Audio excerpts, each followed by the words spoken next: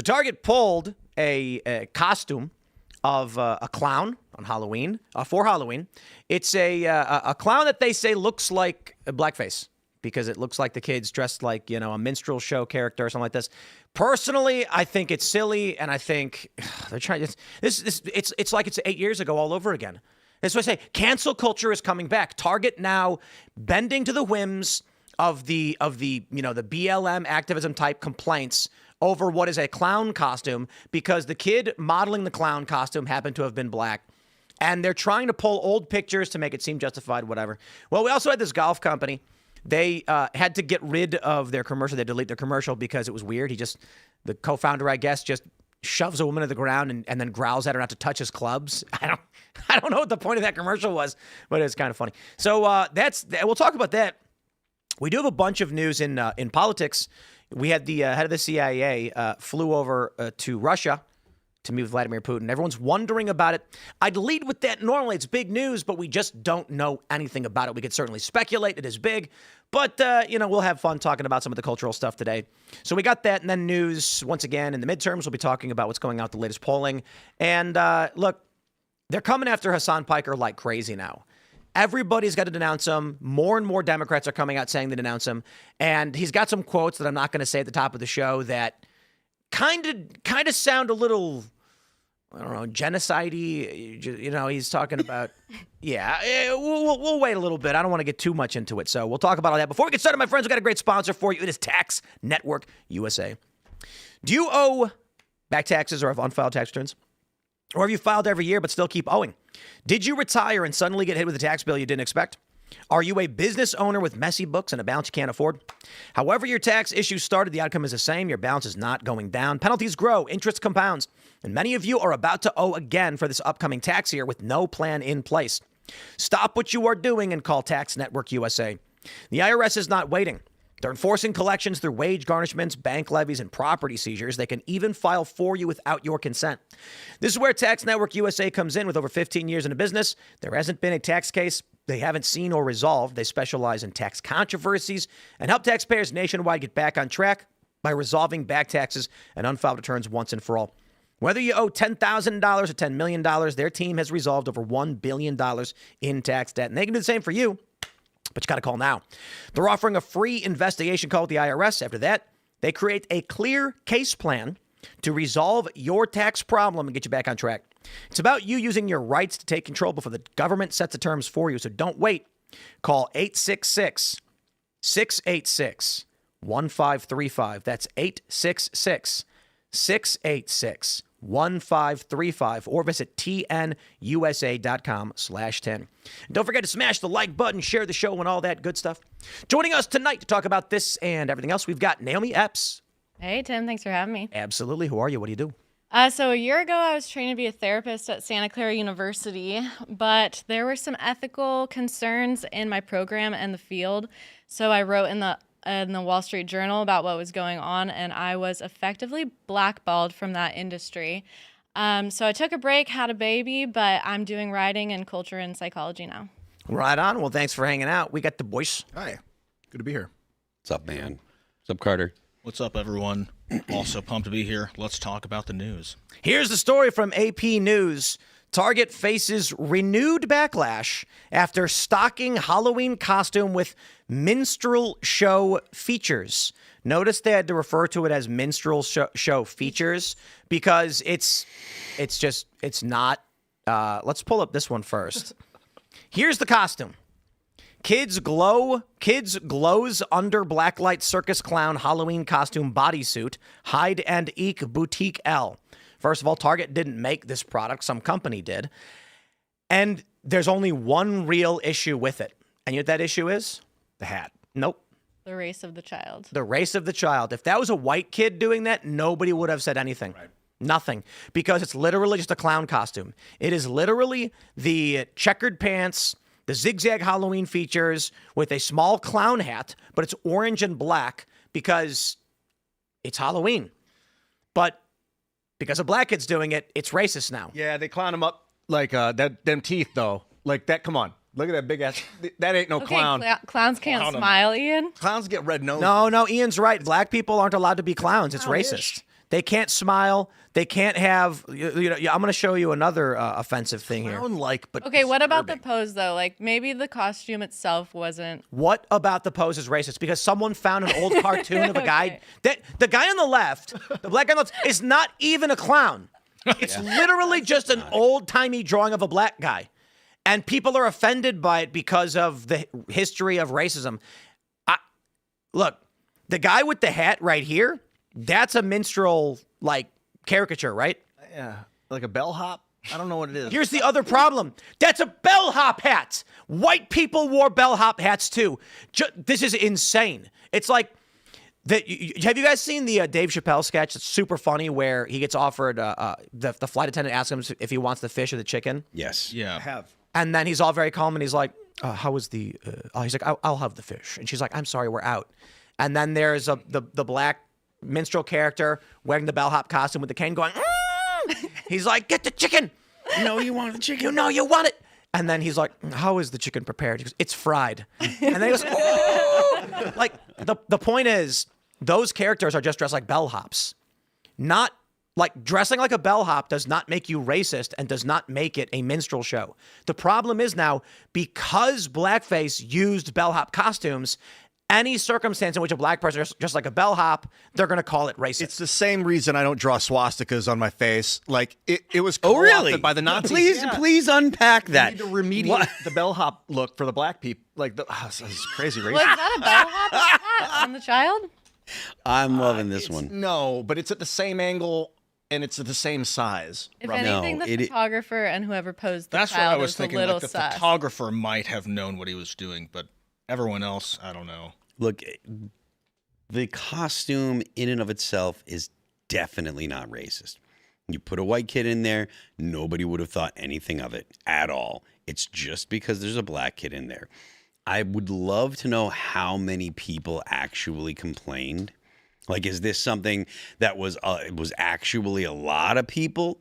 Or was it just enough for Target to notice and be like, we don't want this heat?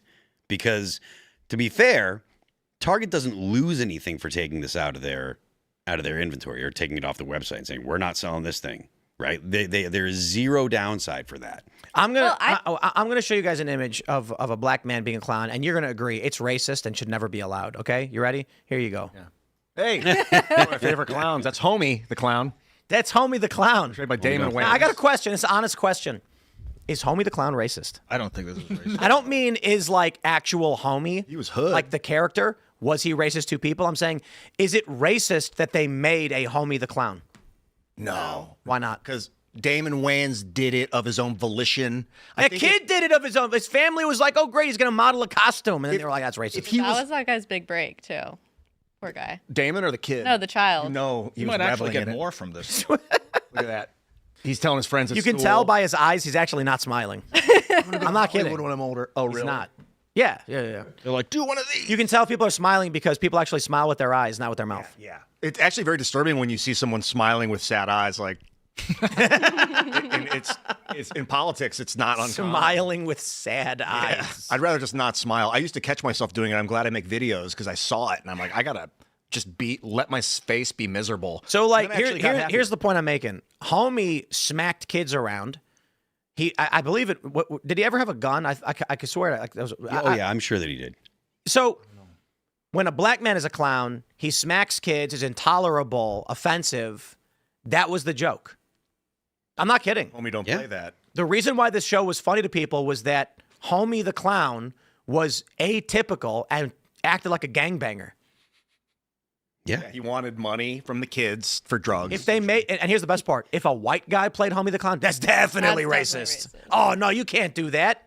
White guy can't be Homie. depends on the white guy. Which I thought Homie Homie the Clown was hilarious. If Robert Downey Jr. did it, he might have pulled it off. Like Tropic Thunder. That was great. And they were like, Yeah, but "Could the you-" joke was blackface. That's the point. right. He was making fun of people that did blackface. Well, I'm sad that Target actually capitulated because I feel like it's just the revival of everything that we saw with cancel culture. Yeah. I think that, you can't give in to bullies, and it seems like we're on the verge of another era of doing that. This is something that we've been saying forever. As soon as Democrats get back into positions of authority and they're capable of doing it, they will do it again. It does not go away. That is something the left is chomping at the bit to do. This show is so good. You know it's gonna take 5 clowns to do this act. Yeah, where's that replacement clown you were supposed to find? There he is! Hey, you're late! You'll be gone in 1 minute! His name is Homie D. Clown. I'm his parole officer. He'll be filling in here as part of the work release program. Just keep an eye on him, huh? Dude, there's no way they would allow this right now. A black clown who just got out of prison on parole. Not at all. And they were like, why are you making the black man a guy who was in prison? What did you do? Like, I just jumped to the part he hits the guy. Let's just... They would never allow this today. This is like substantially worse than what that kid is doing. Yeah, the only reason that I think that I might push back on that is it is a black guy that created it. So it might be okay because, like, look, no one can say the N-word except for black people. So he has the past, you're saying? Yeah, it might be where they would get away with it because he's a black guy. But, I mean, obviously, if there was a white writer in the room, you're doomed, you know? White guys aren't allowed to write any jokes for this particular skit. It has to be only black guys. That's right. That just goes to point out how, or to shed a light on how silly the whole thing is. You know, you're not allowed to engage in this comedy. You're not allowed to say this word. You're not allowed to have this thing that brings to mind something from someone else. The people that at Target, they had I would be willing to bet that none of them ever thought, oh, that looks like a minstrel and this might be perceived as racist. I'd be willing to bet anything they didn't. Well, one thing's for certain is that black children cannot be clowns. Clearly. I mean, I'm laughing right now. Well, the other thing, too, was they can't be monkeys either. That's too bad because I just Remember referred the to my school? buddy as a monkey. No. It's But there was colloquial, something you that know? happened with the school where the teacher was like, there were a bunch of little monkeys, and then there was like a black kid in the class, and they were like, whoa. She was like, what? They're just little kids running around going, rah. You're like, I'm just making a joke. And they're like, not if there's a black kid there. You can't say that. That's unfortunate. No monkeys jumping off the bed. Once we you normalize imagine what's- calling black people monkeys, and I mean that is, I call white people monkeys, I call my Asian friends monkeys. You're a monkey to me, monkey-ish. Yeah. Then we'll you know gonna that bring woke back is porch defeated. monkey? What's that? This is That's hilarious. It's how you defeat woke is if you can chill No, it's not. and like just chill with each other. Like, okay, you can refer to each other as monkeys. We have natural ancestors together. All of us do. Even as Ian, humans. the thing is, you don't get those people to chill because that's where they get their power from, is the outrage. If they can actually convince other people that what they say they truly believe and that it's actually offensive, that empowers them to attack people, and that's the whole game. Well, they want you in a position of fear. Yes. Yeah. Yeah. It's all about. Did you guys ever see Clerks? Was it Clerks? Oh yeah. 3? Taking it back. I saw the first. Was it 2 or 3? Which is that he's taking it? Clerks 2. He's taking it back. He's like, he calls the kid a little porch monkey, and then what's the other guy's name? Silent Bob J. Silent Bob. No. No, it was I forgot his name. Dante. Yeah. He's like, you can't say that. It's like, what? My grandma say it to me all the time. That's Like, funny. no, it's racist. No, it's not. Dude, she also And then he calls the kid at the counter. And he's like, yeah, you know what? It makes me think she did always refer to a broken bottle as a. yeah. I'm not going to say that because that's a no word. This is my question because if you say woke is coming back, so if you can convince the masses that just to chill, not the people that are intentionally trying to freak people out, but the masses, they'll be like, all right, I'm done with it. I've had it. I've seen it. How many years have to go by until you need to do that again? but Like, again, you constantly have to remember, reminding people to chill. The equation for Target was we lose nothing by taking this off the shelf, and we risk bad press by leaving it on. There is zero downside to them taking it off. Us talking about it on the show here, that's not going to come up with a boycott. That's not going to get activists to blah, blah, blah. But activists will go ahead and say, oh, this is racist, Target's racist, and they'll make a bunch of noise. And you don't need 1 million people to be upset. You need a few thousand, maybe even of just a few hundred to get onto Target's X page or their Facebook page and accuse them of racism. And that's it. You don't need a lot of people to do this. Again, so there's no downside to taking it down, but there's no winning by leaving it up. Do you think this was a false flag by like some racist creator designer? They're like, oh, we're going to get the racist woke people to complain about it. And so they wanted it to happen, even though they were the racist ones that wanted the complaints. I think you're reading a whole lot into it. You're like looking for like some kind of conspiracy that isn't there. Like I said, there is zero downside to taking it down. Well, I'm sure that there's activists in Target too who maybe were pushing this. I mean, Target was the company who was selling binding garments and tucking garments in what was that, 2020? Mm-hmm. Yeah, maybe it was 2021 or 22. But either way, doesn't matter. Around the same time, so it doesn't matter. Splitting hairs trying to figure I think, more and more, I'm not entirely sure who wins the midterms. I think Republicans have a great opportunity because of the procedural victories. We've got big news we'll get into, and that is Supreme Court saying Trump's executive order on the post office stuff, he's going to let some of it fly. However, the economy is not good. And it was funny with this Canadian trade war stuff where, I'm sorry, not Canadian, the Iranian stuff. Bessent was like, with the strength of the Trump economy, we're going to withstand this and blah, blah, blah. And I'm like, the strength? Bro, I don't know what you're talking about, but people are not having a good time right now. It's not like the worst economy the country's ever had, but it's generally down. And I've been like, growth's listen, at 1.5% or something like that. Its growth is like 1.5%. It's sluggish. I don't even believe it. I believe inflation is higher than growth, so we're not even growing, right? And so, I guess technically they try to argue that inflation means growth. Like, no, it doesn't. So one way you can we track is I always talk about ads. The way ad revenue works for YouTube is that it's a little bits of money from a lot of people. So most of the ads on Google are going to be like a diner in a small like Winchester, Virginia, for example. There's a burger shop. They'll buy $500 in ads for the month and have that run for everybody who lives in and around Winchester, which is going to be a couple 100,000 people. We're going to see maybe 3 or 4 cents from that, on this show, because there's people all over. There's not that many people in Winchester. There's a lot of content people watch, and that means if a Mr. Beast video plays, he's going to make 53 cents off of that 500. So when the ad rates are going down, what you're really seeing is that small businesses are struggling. They're not buying ads to promote their business because they do not have discretionary funds. Yeah. Everything's getting tighter and tighter. And we can see this in the back end for ad rates. They've been improving a little bit, but since the start of the war, it's been getting bad. This means, people are not happy with the state of things. And so when that happens, they say, maybe the other guy will do better. They don't care about woke. They don't care about Trump or borders. A lot of people do. But those are not lowest common denominator issues. So if you can animate 27% of the population on immigration, you're going to get a big boost. But the Democrats are going to go for the other 73. That's a bigger boost. The lowest common denominator issue is always going to be the economy. With that, I think Democrats might actually win. I think they have a decent probability. It's hard to say because this procedural game the Republicans are playing is nuts. But if they do, woke is back. You do not understand. TikTok is already banning people. TikTok has already started reverting back to the way it was before it was bought out.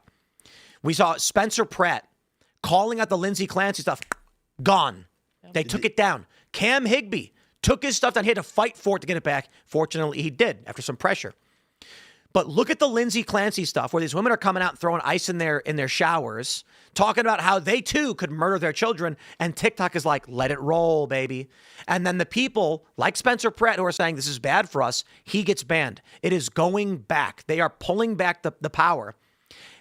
If they win, here we go. I think Trump, he has doubled down. I don't know if that means he's all in, but I think they got to change their messaging, the administration, away from the economy's great to we're going to fix the economy because it's too obvious. Yeah, the economy sucks. I mean, as somebody, I was a business owner. I owned a skate shop, and times are tough. Like you don't own a skate shop anymore? No, I don't own a skate shop anymore, Tim. But is it a sore subject? What happened? Yeah, it's a sore subject, but it was tough. It was tough when we were doing it. I mean, yeah, we can't spend on advertising. People aren't spending. People don't want to come in and buy a $70 sweatshirt.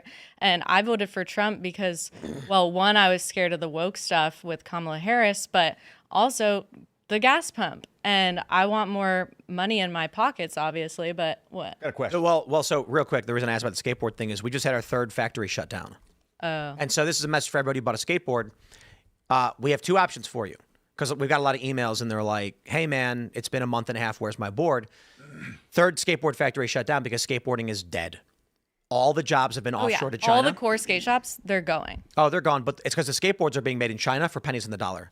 And so I'm not going to buy Chinese boards. It's just not going to happen. I will refund and go out of business before I buy skateboards from China. So we found another factory, and I believe they said that the boards are all being shipped out now. But this, I ask because it's relevant to what we're talking about, the economy. The one thing that I still want Trump to succeed at is these tariffs. We need trade protectionism. And Trump was talking about renaming Lake Ontario Lake America. Go for it. I think it's funny. Who cares? Whatever.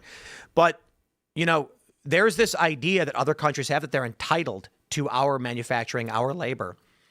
This article talking about it said, Ronald Reagan was a big proponent of free trade. This is what happens. Okay. Reagan's like, we're going to boost the economy. I mean, it was pretty bad under Carter. We get that. Everything's starting to get better under Reagan. Everyone loves it. So he says, free trade. It's easy to open the door. You have a safe neighborhood and you're like, what do we need guns for? The neighborhood's safe. So everyone goes and they throw all their guns away and there we go. And then a week later, there's gangbangers everywhere. They're getting shot. There's drug dealing. It's like, oh, what do we do now? Well, you got rid of what made it safe. Yeah. So right now what's happening is all this free trade. It was our manufacturing base, this low-skilled labor and our culture that helped us have this. It's gone. So I say this. I think the war has been, so far, we have not seen or been explained any positives about it. And the economy is only getting worse. The Democrats have blocked Trump's efforts at tariffs, and his tariffs have been wild.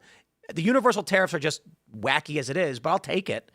So I'm hoping we get some kind of trade protectionism, which is funny because that's a left-wing position. And now the left is claiming it's a right-wing position. But other than that, I'll tell you this. Democrats are not going to make the economy better. They're going to make it worse. They're going to make it worse intentionally. Because that way J.D. Vance loses in 2028 when the Democrats say, hey, he's the president.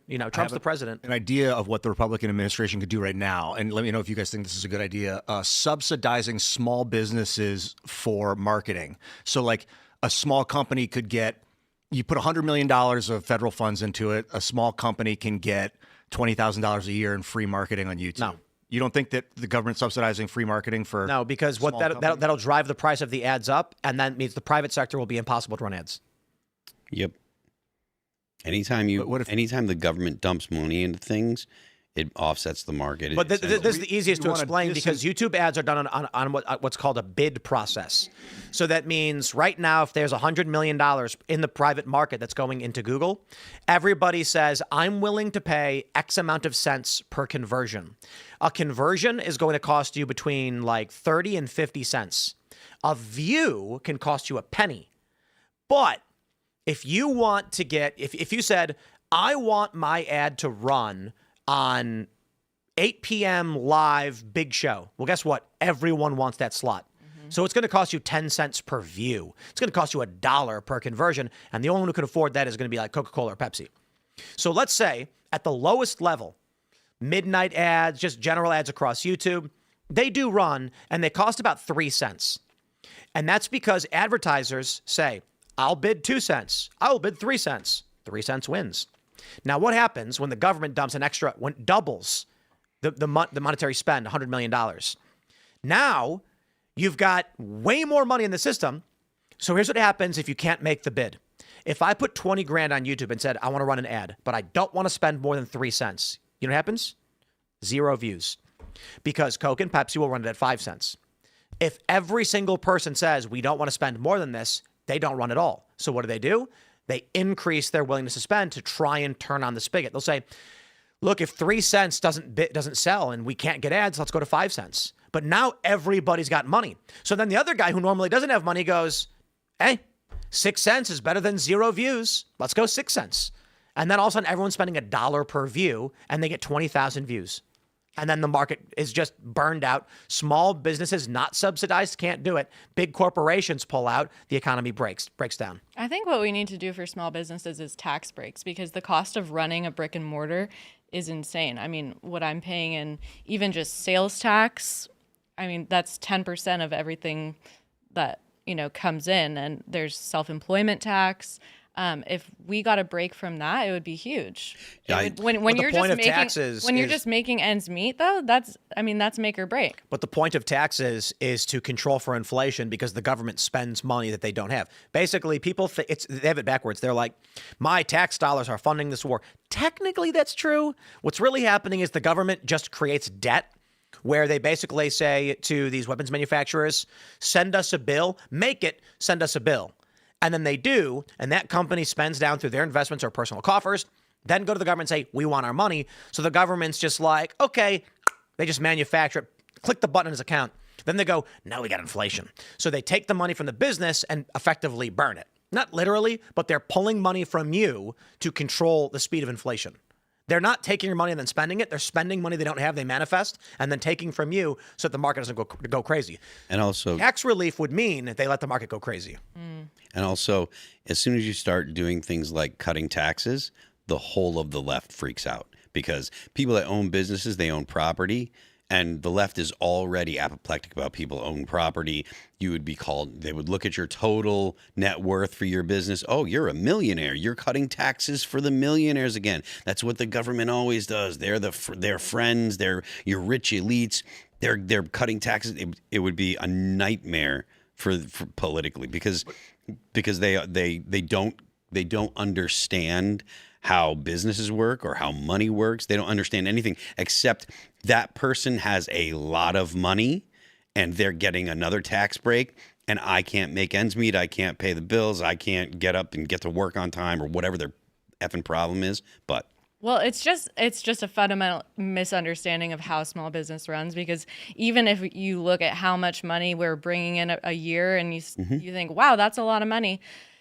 I don't know any small business owner in my town that thinks things are going really great right now. Everybody is freaking out. They don't care. Yeah. And at least the point that I'm making, they don't care. Who doesn't? The people on the left that are like, oh, you know, the millionaires and billionaires are always getting tax breaks from the government. Donald Trump's giving tax breaks to his friends. The narrative is what they care about. And because they don't feel like they're able to make ends meet or they don't feel like it's a fair system. They don't care that there are people that own businesses that are actually on a shoestring budget that are not taking a lot of money home. It doesn't mean a goddamn thing to them. They look at the amount. They look at your net worth, and I'm not saying you personally, but they look at a business's net worth, or a person's net worth because of the business they own. Oh, look, you own a building. It means you're probably a millionaire. You got $500,000 in just the building, and then you got your stocks, so your net worth. As soon as it's over $1 million, they just lose their mind. Yeah. I think But I do want to stress this too for a lot of people. The average millionaire, we brought it up on the show before. The average salary of a millionaire in the United States is about $160,000 a year. Mm-hmm. It is not what people think. So when you look at Loudoun County, which is the wealthiest county I think in the world, the average salary there, the median is like $150,000. And these people own houses that are like $20, $30 million. Now, those guys probably make a little bit more than that. But people need to understand it's not what they think. Millionaires aren't making $1 million a year. They would be billionaires if they're making $1 million a year. Yeah, you want to specify the difference between mega corporations that are trying to take over the world. Left and right can agree we don't want that. No. Well, this is what you need to reposition the argument because you want small business to thrive. It's just like teach a man to fish. You want the individual to have autonomy. You want small businesses to be the driving force of your economy. They don't. So if you can inspire people to protect these smaller companies while kind of buffering against Coca-Cola, no offense, Coca-Cola, or whoever owns Coca-Cola. No offense, Coca-Cola. Swamping the marketing. Let me pause real quick. Coca-Cola is a wildly unhealthy drink. Do not drink it.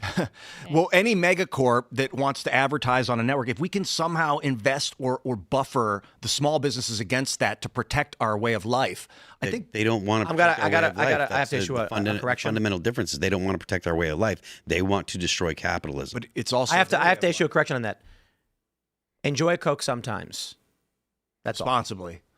Yeah, I think I had one Coke in the past. I think I had a Coca-Cola. I think like 3 months ago. And it was the first Coke I've had in probably like 7 years. Yeah, about 7 years ago, I drank a Diet Coke. I had about this much of it, and my digestion was great. And then I had this much more, and I felt it oozing out of my pores. I was like, I'm getting sick. Oh, it was Diet, so gross. Diet Coke is dangerous. I'm addicted to Diet Coke. There's something going on there. Yeah. Look, the point that I'm making, it's not that your idea in theory isn't good. It's just that the people that I'm talking about, people are just narrative driven anyways, and they're not going to care about, oh, we need to make sure that the small businesses are taken care of. The left has moved significantly away from that. The far left wants to absolutely overturn the entire system that we live under. And people that are not quite as far left, they're already bowing to the pressure from the far left. You say that the people on the far left want to destroy businesses, just business? Yeah, Businesses bro, in yes, general? They yes. wanna destroy In businesses? Seattle, Yes. in Portland, they intentionally go downtown in Portland and smash the windows of small businesses. That's the point. Bro, during COVID, did they shut down Walmart? No, they shut down the small businesses. Remember the lady in Jersey? We covered the story. There was a woman who had a small resale shop in North Jersey. They forced her to close. So she went on Facebook Live and said, here are the things that I have in my store. Send me a message if you want to buy them. When the cops found out she was selling products, they came, knocked on the door, and they said, ma'am, you need to close. And she goes, I am closed. And like, no, you need to stop selling products. And she was like, what? I'm closed. No one can come here. What are you talking about? Because the real purpose was not some kind of pandemic thing. It was to shut down small business. So global corporate governance obviously is infecting people's minds through the left mindset of we the people, we the corporate, we the totality. But the reality is small business is the driving force. I mean, Ben Franklin was a small businessman. These guys are like, so we need to protect it somehow if we can control the narrative or something. I completely agree with you, but the point that I'm making is just the left doesn't. And that's why I'm saying like what she's talking about, like the idea of tax breaks for small businesses, that's great. I'm totally, I mean, look, I'm the kind of guy that thinks we should cut taxes a lot, but we already have a progressive tax. We have the most progressive tax system in the world, regardless of what anyone else says or what people tell you. I think we should cut taxes probably significantly. I think it helped the country a lot. But the fact of the matter is, the left, when they hear, oh, we're going to cut taxes, what they hear is the corporations are getting breaks from the Republicans or from Donald Trump. Again, it's Trump helping his friends. No, we can't have it. It's a big This is the story from 2020 in May. It was the woman said, you guys are picking on me because I'm trying to feed my kids.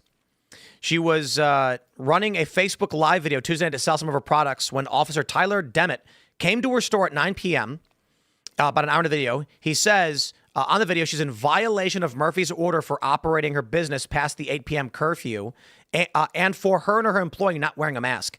I am totally being picked on right now. You guys are picking on me because I'm trying to feed my kids. My store has been closed. I had a little fresh air. I'm not open. I'm doing a live. I have done this time and time again, and now people are picking on me. No, it's because the point was to shut the businesses down. Yeah. It wasn't about stopping people from coming into business because she did not let them into business. Mm-hmm. They are commies and wanted to destroy the businesses. I got to be honest, I wouldn't be surprised if the real reason blue states did this was climate change. Because remember the New York Times wrote, the earth is healing. Mm-hmm. We refused to shut down in 2020 and we're absolutely intimidated by the health department coming in, threatening persistently. And we just said, no, we're not going to do it because then we wouldn't be able to pay our rent and feed our children. But that turned out all to just be posturing. Nothing happened. We were not fined. We were not cited. It was absolute bullying. But we were able to sell some face diapers not required shirts in our shop. So that was fun. Where was your shop? They were so gross. It's a clothing store and a skate shop. Like, where was it? Do you know Santa Cruz at all? It's a couple hours south of San Francisco. It's a small beach town. Yeah, it's where NHS is HQ'd, so. Oh my God. Yeah. Like the tech capital of the world, Santa It Cruz. is. One of them, if not. Close to it. It's Silicon Valley. Yeah. Oh, it's close to it. Yeah, Silicon Valley's real close, just over the hill. But yeah, we're one of the skateboarding capitals of the world for sure. Santa Cruz skateboards. Santa Cruz skateboards, baby.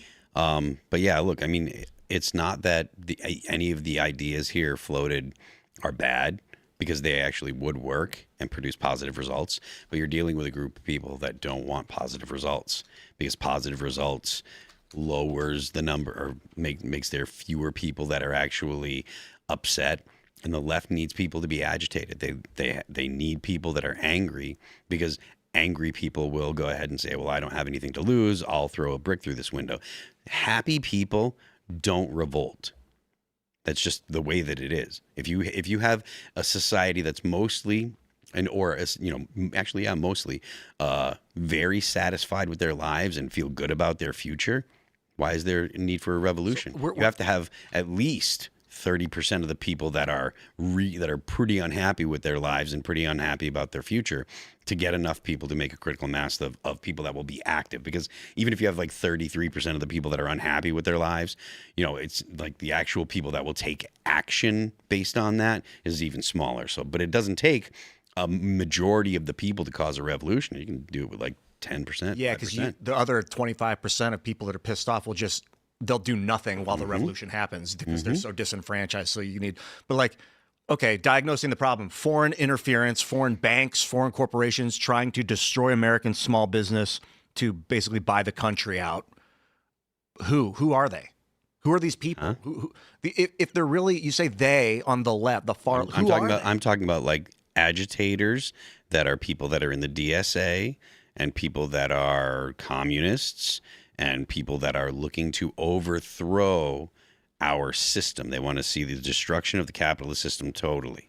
So the people like talking about banks and stuff like that, they don't come into the equation because they're the people that actually definitely want to keep our system working, because they're the ones that lend money, they're the ones that have the capital, they're the ones that can lend money to business owners and stuff like that. The people that want to destroy the system that we live in are people that are communists, people on the far left. They're people that don't really have anything to lose. But I think the banks would be happy to loan us money to rebuild our nuclear devastation after a war, the way they loaned to Germany after World War II. I don't know that a revolution here would be a nuclear war. But they would love to loan us money just to rebuild our cities because we destroyed them from idiocy. They'd be happy to see us rip ourselves apart, I think. The thing is the destruction of like the American way of life isn't about destroying buildings and creating rubble. It's about overturning who's in authority. And they want the people, and when I say they, I mean like communists. They want to take the positions. Russia doesn't want the U.S. to die or China to die. They want them to be curtailed so that they have authority over the global economic system.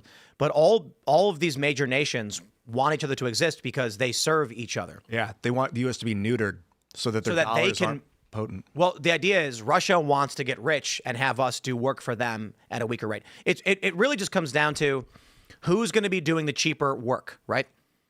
Russia says we want the United States to provide labor for us at 70 cents on the dollar. And the U.S. says, no, Russia's going to provide for us at 70 cents on the dollar. When the U.S. dominates global energy pathways, they can then go to every country and say, you work by our rules now. Do you think that robots supplanting the workforce will solve a lot of these problems? No. I think it's going to get substantially worse with the Optimus bots coming in. The one thing I can say is it's fascinating that the Democrat solution was open the borders. The Trump solution is close the borders. Hey, Elon Musk. The Democrats were after Elon Musk. They did not like him. So Elon's building these Optimus bots. We've got the new spaceport up in Louisiana. SpaceX stock is going to go nuts. It's going to go nuts. These lefties are stupid. Let me tell you. Elon says, I'm going to buy Twitter. And they were like, uh-oh. So they all sold their Tesla shares at $300. Dropping Tesla down to 113 or whatever. And then I'm sitting there watching the news, covering the news, and I'm like, Tesla as a company has done nothing to warrant the stock loss. So I bought a ton of Tesla stock. And then within like 6 months, boom, back to 300. Because these people are dumb and are buying stocks based on emotion. So SpaceX launches their IPO. They're talking about, what are they doing? 10 Starships a month or some stupid number? They want to do 10 a day. A day? I thought it was 3. Oh my God. 3. Well, that was me guessing. I just read something on there that his ultimate goal is to have like 10 Starships flying a day. You have to move a lot of material into space to be able to build an actual sustainable colony on the moon and then Mars, right? Like you need a boatload of like just mega tonnage, and you have to put a lot of rockets into space to do that. So if you watch the announcement, the announcement video that SpaceX put out today, the flight frequency that Musk is talking about is just insane. So it probably won't all just be from Louisiana. You're going to have SpaceX, what's it called, Starbase in Texas. They might be launching out of Florida, but he's going to be launching a lot of rockets. And when I say a lot, it's like going to be far beyond what most people would assume. Let me just put it like this. Bitcoin. All of these people for years were like, don't buy it, don't buy it, don't buy it, don't buy it. Heads of banks are saying, don't buy it. A lot of people bought it. Most people didn't. Today, there were viral videos where a guy, he's in like Times Square and he goes, he said, if I could give you $10,000 or one Bitcoin right now, what would you take? They go, oh, $10,000. A Bitcoin is 80 grand. It's like 78.5 right now. I just checked. But these people don't even know what it is. These big bankers were saying, don't buy it. And then when the price kept going up and the patterns were visible and the market was expanding, they started buying it. Mm-hmm. So my point is, most of these people in every space, they're wrong about everything. Most people are wrong about everything. I think that Jamie Dimon was lying. I think they were telling people don't do it, and then so they can buy it up. And then they buy it up. This is what they do. They'll intentionally tank the market, tell everybody it's over. And you always see it in the media. They'll be like, this is it for Bitcoin.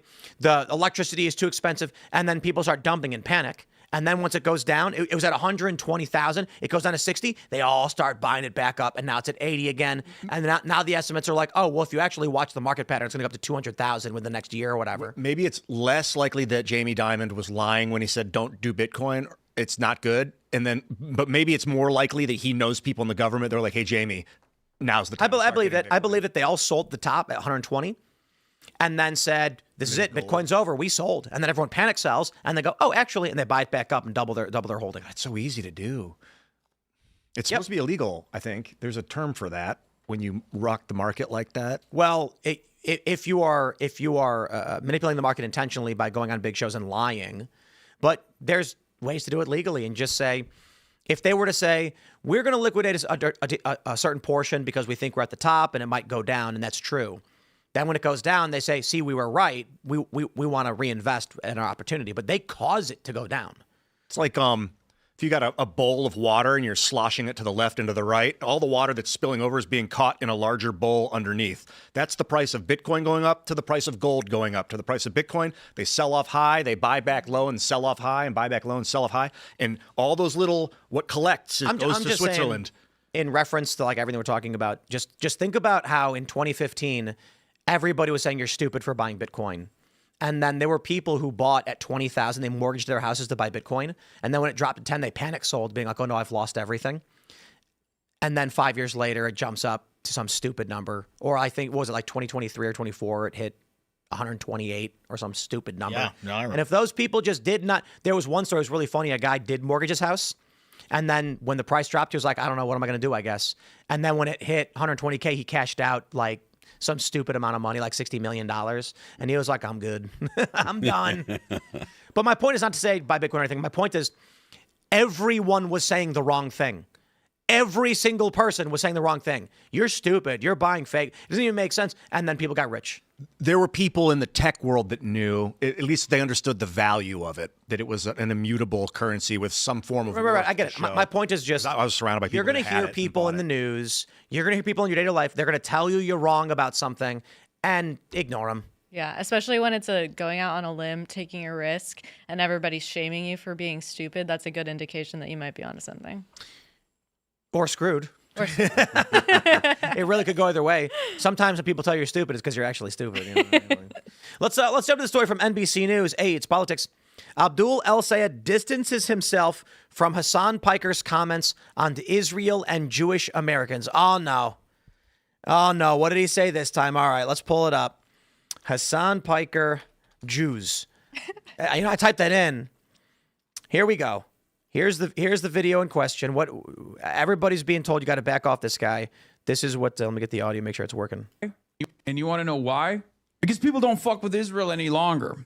And if Jews in America keep putting this idea out there that they are singularly invested in Israel, eventually someone's going to come around and take action, not against the state of Israel, mind you, but against American Jews. That's a threat. Okay? Yeah.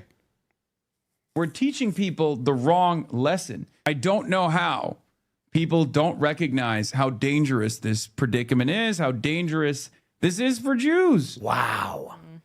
You're running around threatening basically Jews. tying your entire identity to a country that inevitably will be seen as basically Jewish ISIS. And you're saying, as Jews, this is all we care about. You're making anti-Semitism worse. Now, here's the important thing to understand. If I said on this show, if American Jews attach their identity just to Israel, the way things are going in this country with people like Hassan, someone is going to attack them.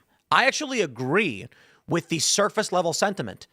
People like Hassan and his followers in that video were not expressing what I just expressed. My point is, I don't care about Israel. If you're Jewish, I don't care if you like or don't like Israel. That's fine. You can have your politics, whatever. I got my criticisms. It's fine. But I do think these lunatics are going to start attacking people. And you can see the threats.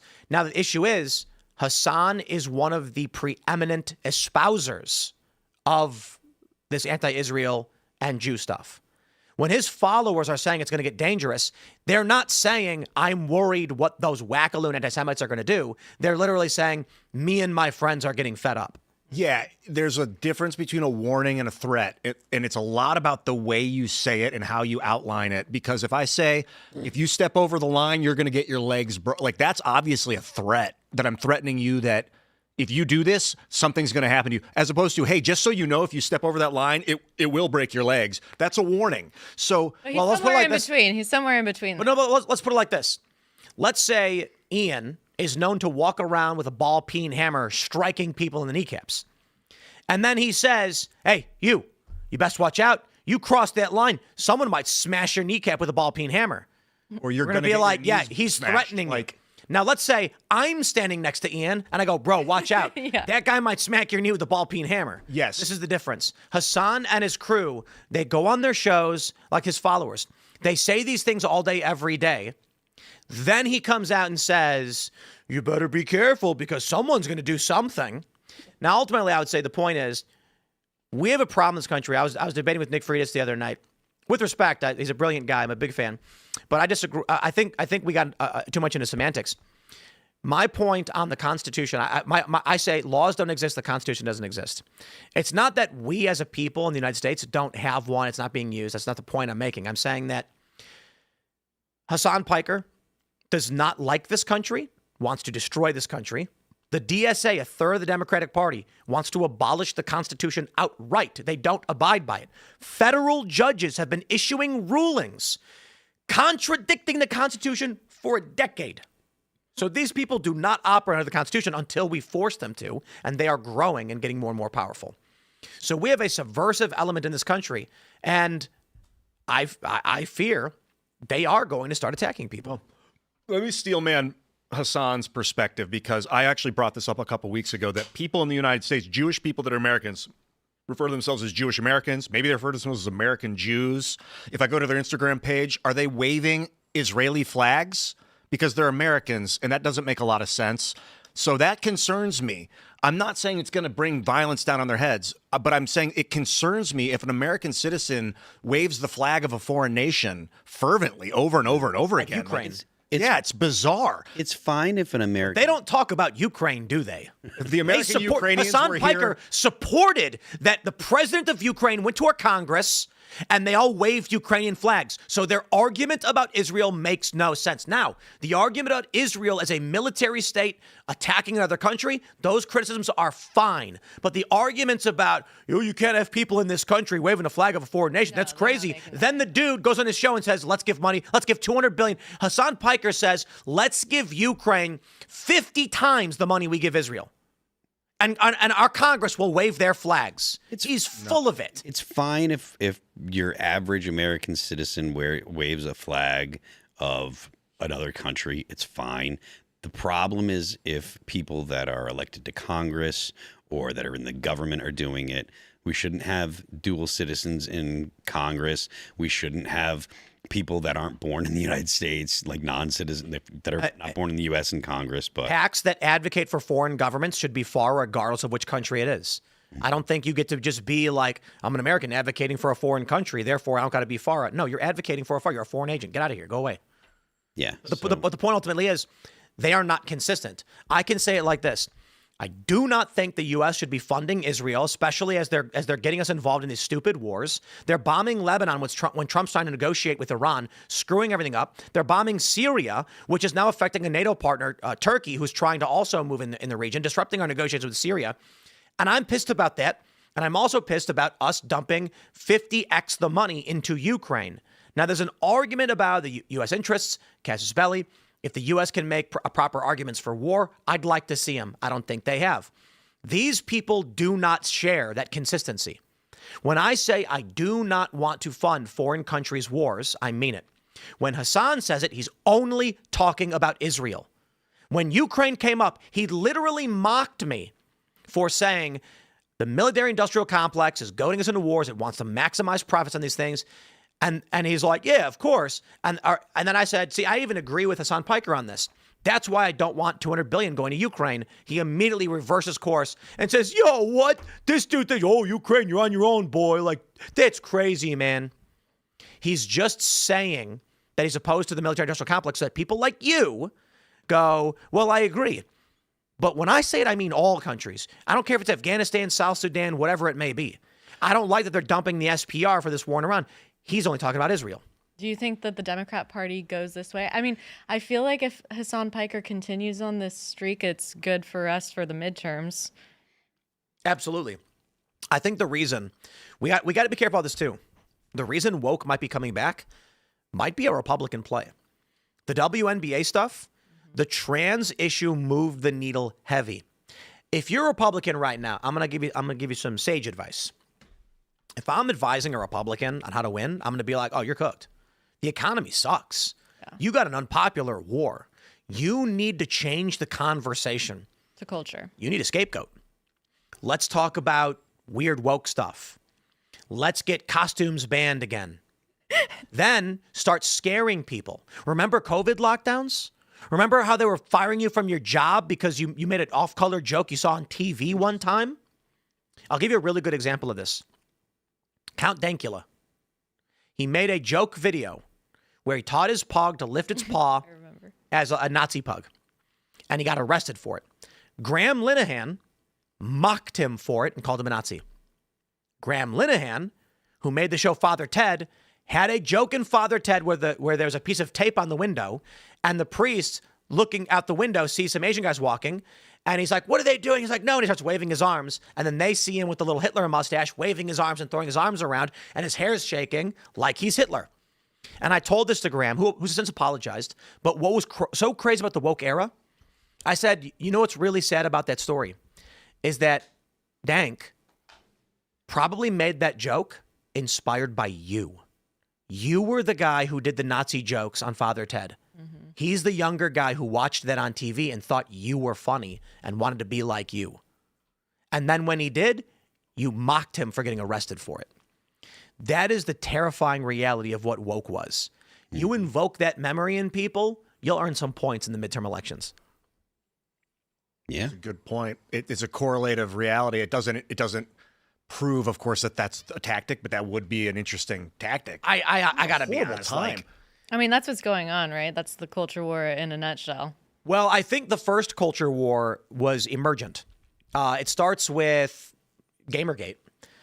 They made a, what was it? A purple-haired paraplegic woman. A purple-haired amputee in Battlefield and other weird things like that. Oh. And people were like, I'm playing a World War I video game. There's no amputee purple-haired woman fighting in these wars.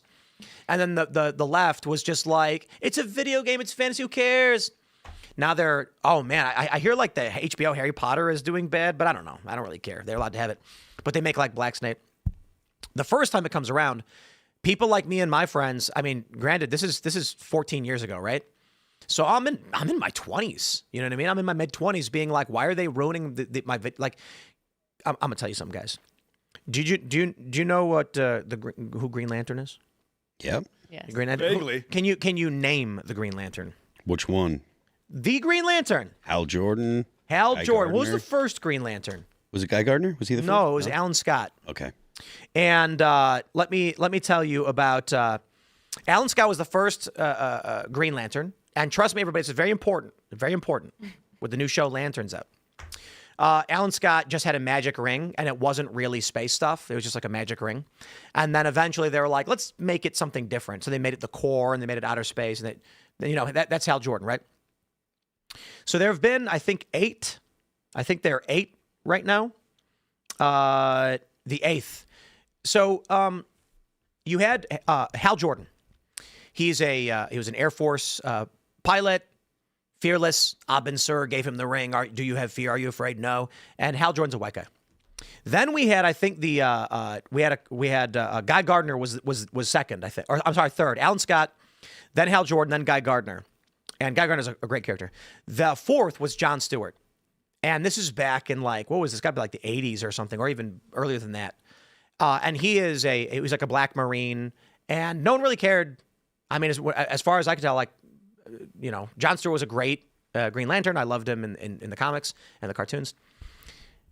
So do you want to take a guess at the identity and the lifestyle of the current Green Lantern? Gay? Yes. No, lesbian. Lesbian? Sure. Close. It's a bisexual Woman with one of these. Sojourner Mulane, a bisexual African American woman, is the new character. Okay. This is the kind of stuff that people are just like, what? Yeah. It's just whoever gets the ring gets to be Green Lantern. No, you're chosen if you're fearless and you have great willpower. The point is, I don't care about a black character like Jon Stewart. He's a great character. It doesn't matter if he's black. And there's a funny video, a viral video I saw from this podcast. There's a bunch of black dudes where they had a quiz. Name a superhero who doesn't have black in their name or electric powers. And nobody could do it because for some reason, most black superheroes have electricity powers or black in their name. Yeah. But don't get me wrong, there's a lot of black superheroes that don't. But a lot of them do. And Jon Stewart, as Green Lantern, was one of the iterations of Green Lantern that doesn't have electrical powers, or he's not called Black Green Lantern. But when they start doing these things, people are like, hey, this is creepy and weird. So the first culture war was like, stop doing this. Then people started losing their jobs. You said a naughty word, you're fired. Shane Gillis gets fired for SNL for doing an Asian stereotype, even though comedians do it all the time. Sarah Silverman got fired from a movie because years prior, when everyone thought it was funny, she did blackface as a gag. That was the real culture war. Now, what I think is happening is we've largely crushed woke. I do fear it will come back if Democrats win, but I think the Republicans want it to come back right now a little bit, because they want to freak people out, invoke that memory, and then use that to earn points when they don't have anything good to say about the economy. That would be a woke vaccination. Sorry. Well, and the Democrats know it too. I mean, AOC was just talking about how woke one was too insane, and she was one of the pioneers of woke one. Yeah. Phil made this point last week. Ask her which ideologies from woke one she currently disagrees with, and there's none. She agrees with literally everything they've always said. That was a very subversive way of her to phrase that. Saying woke one assumes that there is more than one. Yeah. Which she's priming us for woke Kinda like too. a threat, for did you woke guys too. know that we were just living in the glory days without woke? Because it didn't seem that great, but What year? well, after woke one, so 2022 to now, I guess. But we're getting I got to be honest. too. Aftermath. Shane Gillis is selling out stadiums, so it'll be really difficult Kill for him. Tony is off the charts popular. Super offensive too. And kids are offensive. The kids are so offensive. I just spent a month with my nieces and nephews, and their algorithms are just like, even for me, I'm like, whoa, guys, this is a lot.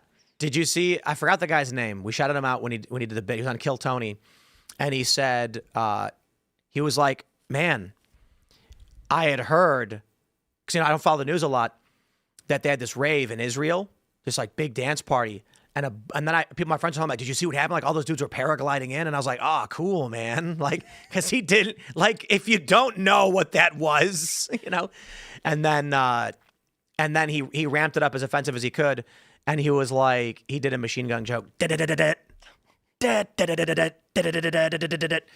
Yeah. You're offended. You're allowed to be Yeah, offensive. you're allowed to be offensive. But it's so the key That is was a good one. don't become cruel, because what'll happen is you have the opportunity. Woke is stomped now, and it's like mercy. You have to give it mercy. If you slaughter and just become, that's how it wins. That's how it gains in strength. Is if you become evil. If you become like devastating. I don't. What do you mean? Like the woke is begging for mercy right now. I don't so agree. you need mean, to what? you What need does to that give mean? it mercy. Disagree with that. What are you talking about? It's not wrong. Who's begging for mercy? The whole woke industry. The young people have had it, dude.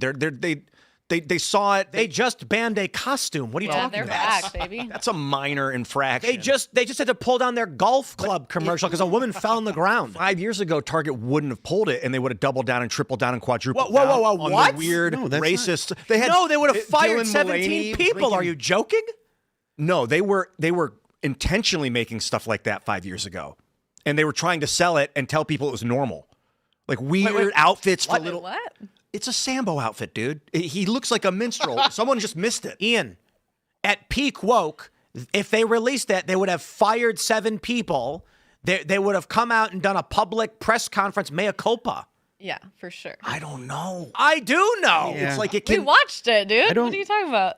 I remember when They were YouTube, intentionally I remember feeding us looking at the racist analytics on YouTube on May 1st when they intentionally nuked every channel that was calling this stuff out. But they would be like, they'd give you a racist thing. They'd be like, it's not racist. It's racist of you to complain about it. And then they try and sell you these weird kids with jock. Ian, Like you are from a different dimension. This is a Mandela thing going on? think it's Did you a not Mandela live thing. during the woke era? When the Netflix executive got fired for explaining what racial slurs were to his staff? A Netflix executive was telling staff, these are bad words we don't want on Netflix. And they fired him for it because he said the word. But like, okay, remember with the tucking things you were saying, teaching little kids to tuck their genitals or whatever to be Yes, yes. transish? They were intentionally selling. That's like weird. That's not racism. sexist. That's woke. They were selling products for woke people. They were putting the black pride, the Progress Pride flag with the black stripe on it. They weren't selling Sambo costumes. But It's crazy to me that like wokeism will turn on a culture and use it as its whipping boy, and so it can force sell you like garbage like that. Sorry, No, it can't. What are you talking woke about? is about getting you to hate the other. It's so it doesn't really matter who your target is. I would agree with that to a certain respect, but just to clarify, they were not selling anything remotely racist during woke. They were using that against people. That was their weapon. Don't you think the tucking stuff? It wasn't racist. It was sexist. It was pro-trans. Yeah, sexist. That's not sexism. Weird, to like them. forcing sexuality on people. it's no. it's not. That's not part of the whole thing. That's why the pride flag added a black and brown stripe. Yeah, it's Because their it's virtue encompassing signal. black people and gay people in the same group, and anything that Right. opposes them or stands in their way, they would get fired or canceled. It was virtue signaling. And if they had been like, no, we're not taking this down because we support the young black man's right to dress up like a Sambo clown, that would That's be them never virtue signaling, happened. and they're not virtue signaling. That's not what they did. They got rid of Aunt Jemima, they got rid of Uncle Ben, and they got rid of the Land O'Lakes Native American. Because they're saying, okay, fine, I will be told when I am being racist, and you're the one who's allowed to define me as racist, and I'm sorry for it. Yeah, I have a different recollection of what woke was like than you. What do. were you doing during that era? Were you Drugs. Screaming about it night after He was night. sitting. He was at my house the whole time. course He correcting. knew exactly what was Yeah, going on. But I don't know, man. I believe it goes deeper than. It's not. I don't know, man. All right, let's jump to this next story from Mediaite. This one's got me got my gears all grinded up. Signaling to the tribe, Joe Rogan calls out J.D. Vance for odd demons claim from their interview. Now this one really grinds my gears. Okay, I don't know if they have the timestamp on this one. Here And we he go. kind of laughed very uncomfortably because he didn't know what to say. I think, with all due respect to Mr. Vance, who I really like as a person, I think he's a very nice guy. I think he's signaling to the tribe.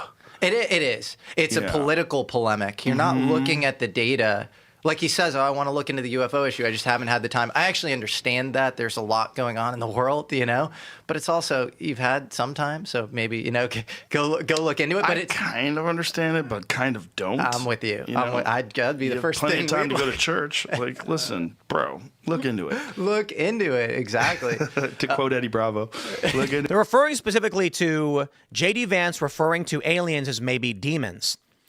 American Alchemy podcast host Jesse Michaels joined Rogan. At one point in the interview, the issue of Vance came up, specifically his thoughts on aliens possibly being demons. He didn't really have a good explanation for that. I pressed him on that, and he kind of laughed very uncomfortably because he didn't know what to say. I think that with all due respect to Mr. Vance, who I like as a person, I think he's a very nice guy. I think he's signaling to the tribe. I don't necessarily disagree, but when Rogan says I don't understand it, that is where I'm floored, because this is a single paragraph thing to read on the internet or from any tweet. And the issue of aliens and demons has been extremely prominent in the UFO conversation for the past 5 years. And that is whether they are aliens from another planet or the things we're experiencing are otherworldly entities of negative influence, i.e. demons, we don't know. Christians who have a Christian theological worldview would argue what you think are aliens, you have been convinced, are actually demons. They are what we define as demons. Malicious, malevolent entities that they are whispering in your ear, something to that effect. It's not particularly difficult to understand. And I don't understand how Joe has missed this, because it's such an interesting element of the conspiracy, the cover-up, the question of what's really going on.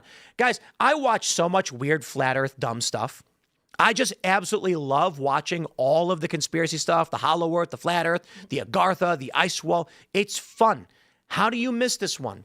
This is another really big one, that there's a firmament. The earth is flat, and what you think are aliens are in fact demons. But I think they're demons and angels, the aliens. Indeed. No, that's actually the argument, that what people think are aliens are actually just people experiencing either a manifestation of an angel or a demon. I'll say I don't like, I guess I would call it superstition, but I have met what looked like alien life forms through DMT. It wasn't just a trip. Like, I've tripped on acid, I've tripped on mushrooms.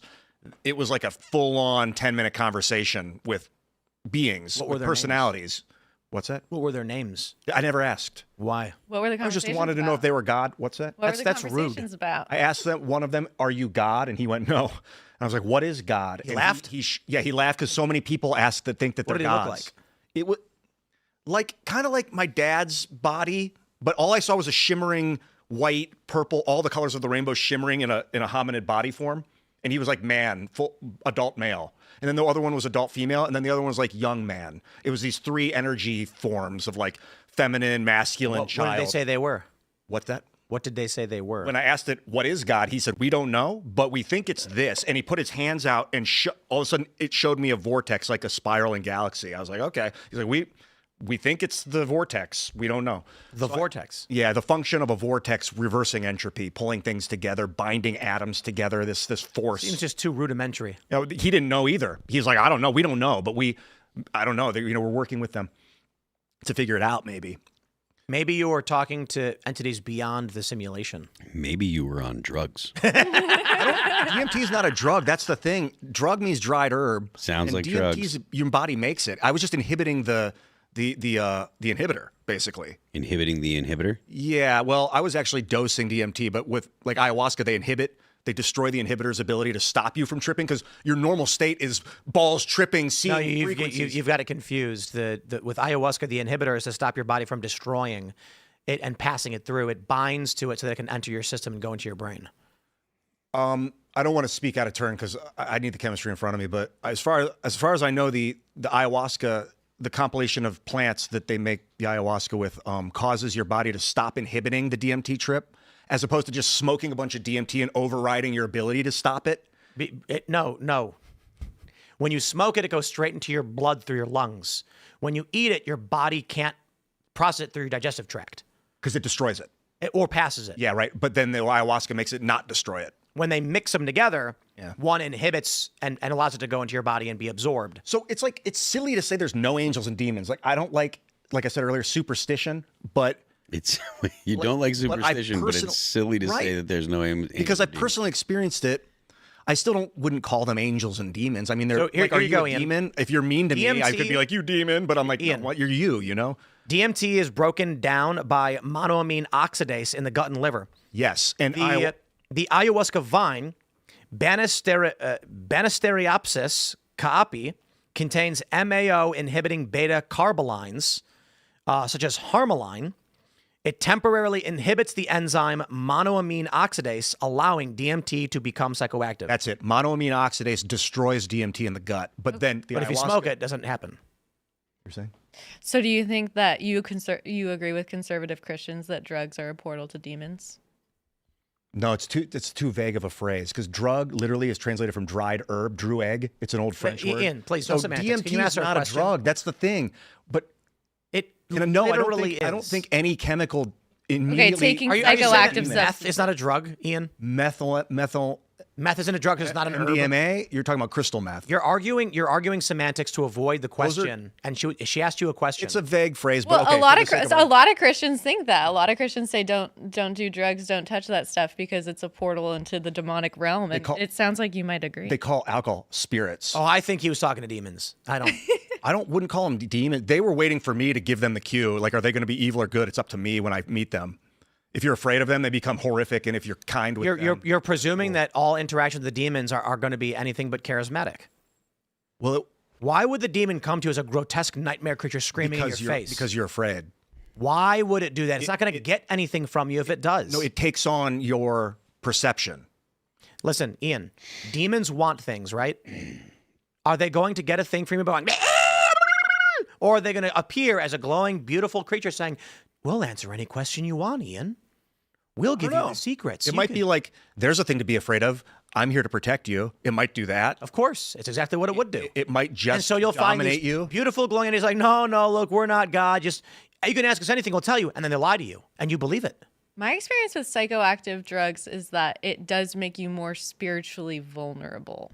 And if we're going to believe that there's a God and that there is such a thing as good, and for me it's Jesus, then it makes sense that you are also going to be vulnerable to evil. Yeah, I've been in a lot about detox right now because literally alcohol, they call them spirits, and it is psychoactive. Alcohol is psychoactive. Oh, yes, it is. A portal to some spiritual entity that is the bacteria that feasts off of it, the candida in it. I don't know if it's like microorganisms controlling your thoughts. And so we're like, oh, that's the demon, it's the biological chemistry. I like that theory. But not that every chemical, because at what point do you define something as a chemical and now it's a drug, or before it was everything that's not an any collection of elements that are bound together is some kind of chemical. Right. Water is a chemical. So, for instance, if you ate the marijuana plant out of nature, it's just a plant growing on the ground. Like a drug is a chemical or a substance that changes how the body or mind works. Well, that would be sugar. I mean, that would be water. Sugar does not change how the body or mind works. No, come on, dude. I mean, have you looked into the psychoactive nature of sugar, dude? I'm not wasting time on a semantic Okay, debate. then you give me some examples of what that is. There's a lot of chemicals that can change the way the mind works that aren't drugs. Yes, they are. You're arguing semantics for no reason. It's not meaningful, and nobody wants to hear it. You're saying sugar doesn't change the way you think? It does not. Where did you... I mean, look it up, dude. It's a psychoactive, bro. Am I crazy am not. here? I am going to say it again. Sugar is psychoactive? Let's pull it up. So what does Joe mean signaling to the tribe? It means that J.D. Vance has heard people say aliens are demons. He's repeating it, but doesn't understand. Oh, he doesn't believe that? And I don't think that's unfair of Joe to say, because if Vance could not explain what it means, then he may be signaling to the tribe. Yeah. But the idea that Joe afterwards said, I don't kind of understand, I kind of do, but I don't. That's where I'm like, come on. Joe, I'm not going to put the weight of the world on his shoulders. I got to know everything. But Joe's the kind of guy I expect to be like, let me explain that the aliens are demons. Yeah, right. He's the guy. He used to be. So legally, sugar is not a drug. Obviously, we know that. It's considered a food. But it does cause the brain to release opioids and dopamine. It doesn't change how it works. It just makes your brain release something. Changing how it works rewires it or blocks something. Caffeine is a drug. Causing it to release a chemical Ian, is changing it.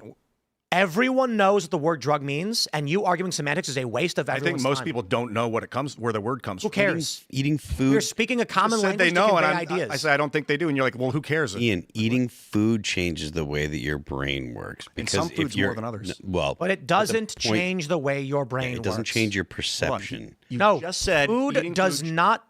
So you guys are arguing now. No, we're not. We are. Food changes the way your brain works. Ian. You said, but it doesn't change the way your brain works. Eating food does not change what your brain does. It makes your brain do something. Yes, it does. Yes. Drugs will. Oh my God, Ian, are you got him to cow, dude? Of course, it changes the way your brain works. No, it doesn't. So, like, if you're in a let's just go real slow. mood. If I have a box And when I click a button, a chicken comes out.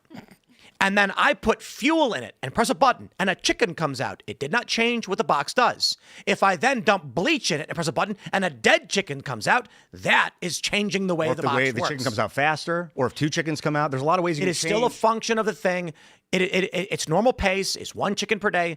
Dude, this is why people complain. She asked you a question.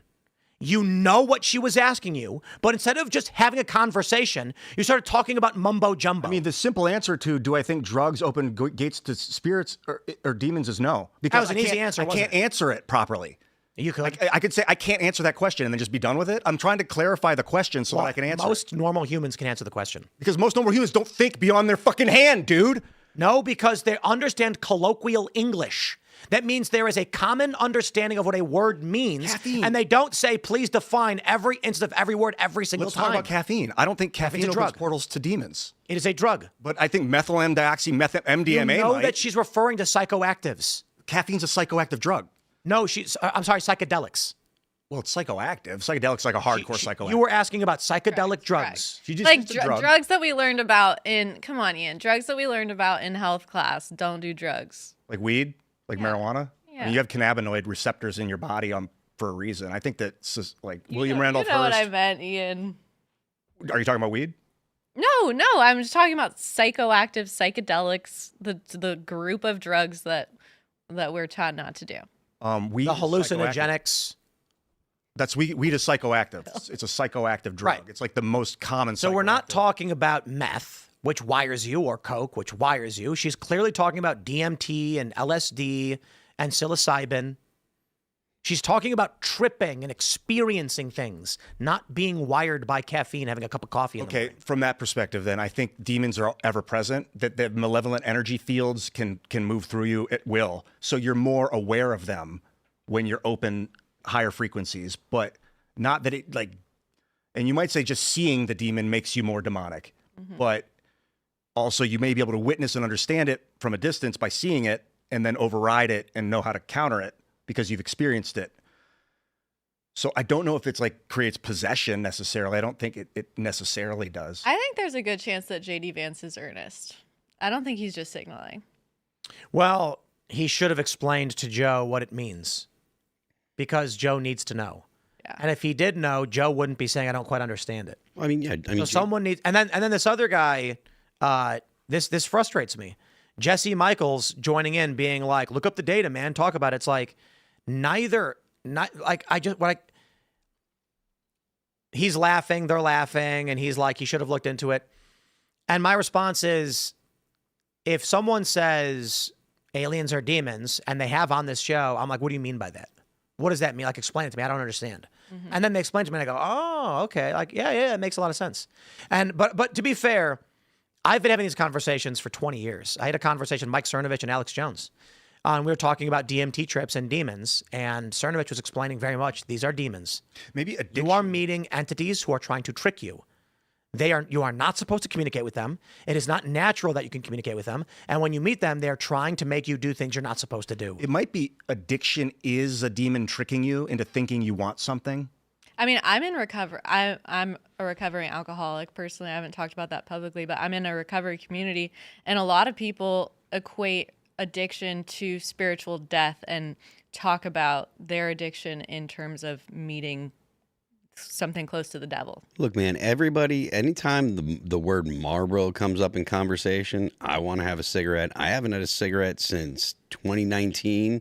I am still like addicted to cigarettes. It's not the same type of addiction that it doesn't tend to ruin your life from day to day, but I can't understand that. Part of me wants to start smoking just to understand what that's like. I don't recommend it. I don't. It's subtle. It It's comes up the- and you're like, oh, I could go for another one of that.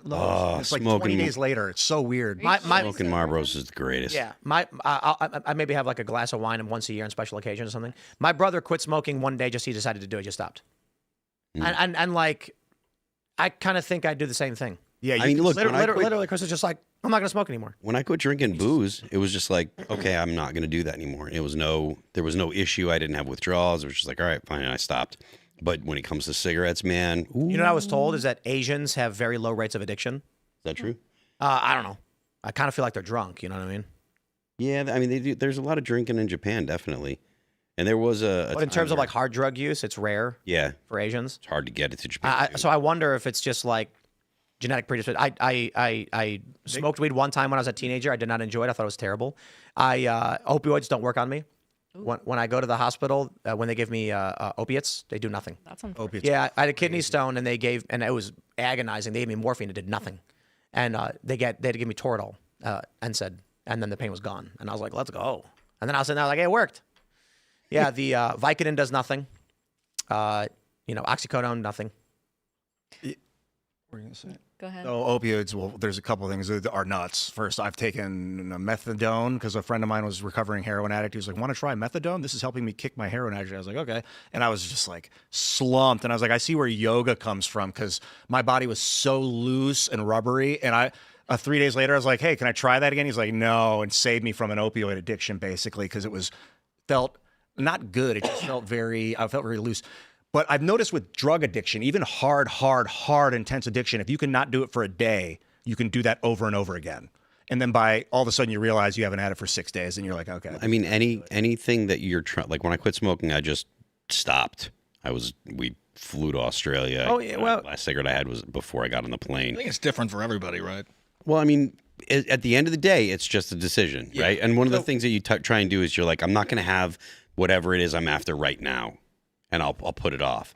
And if you can put it off, that one craving, and then hopefully it'll go away. Obviously, things that have withdrawal and can mess you up medically is different.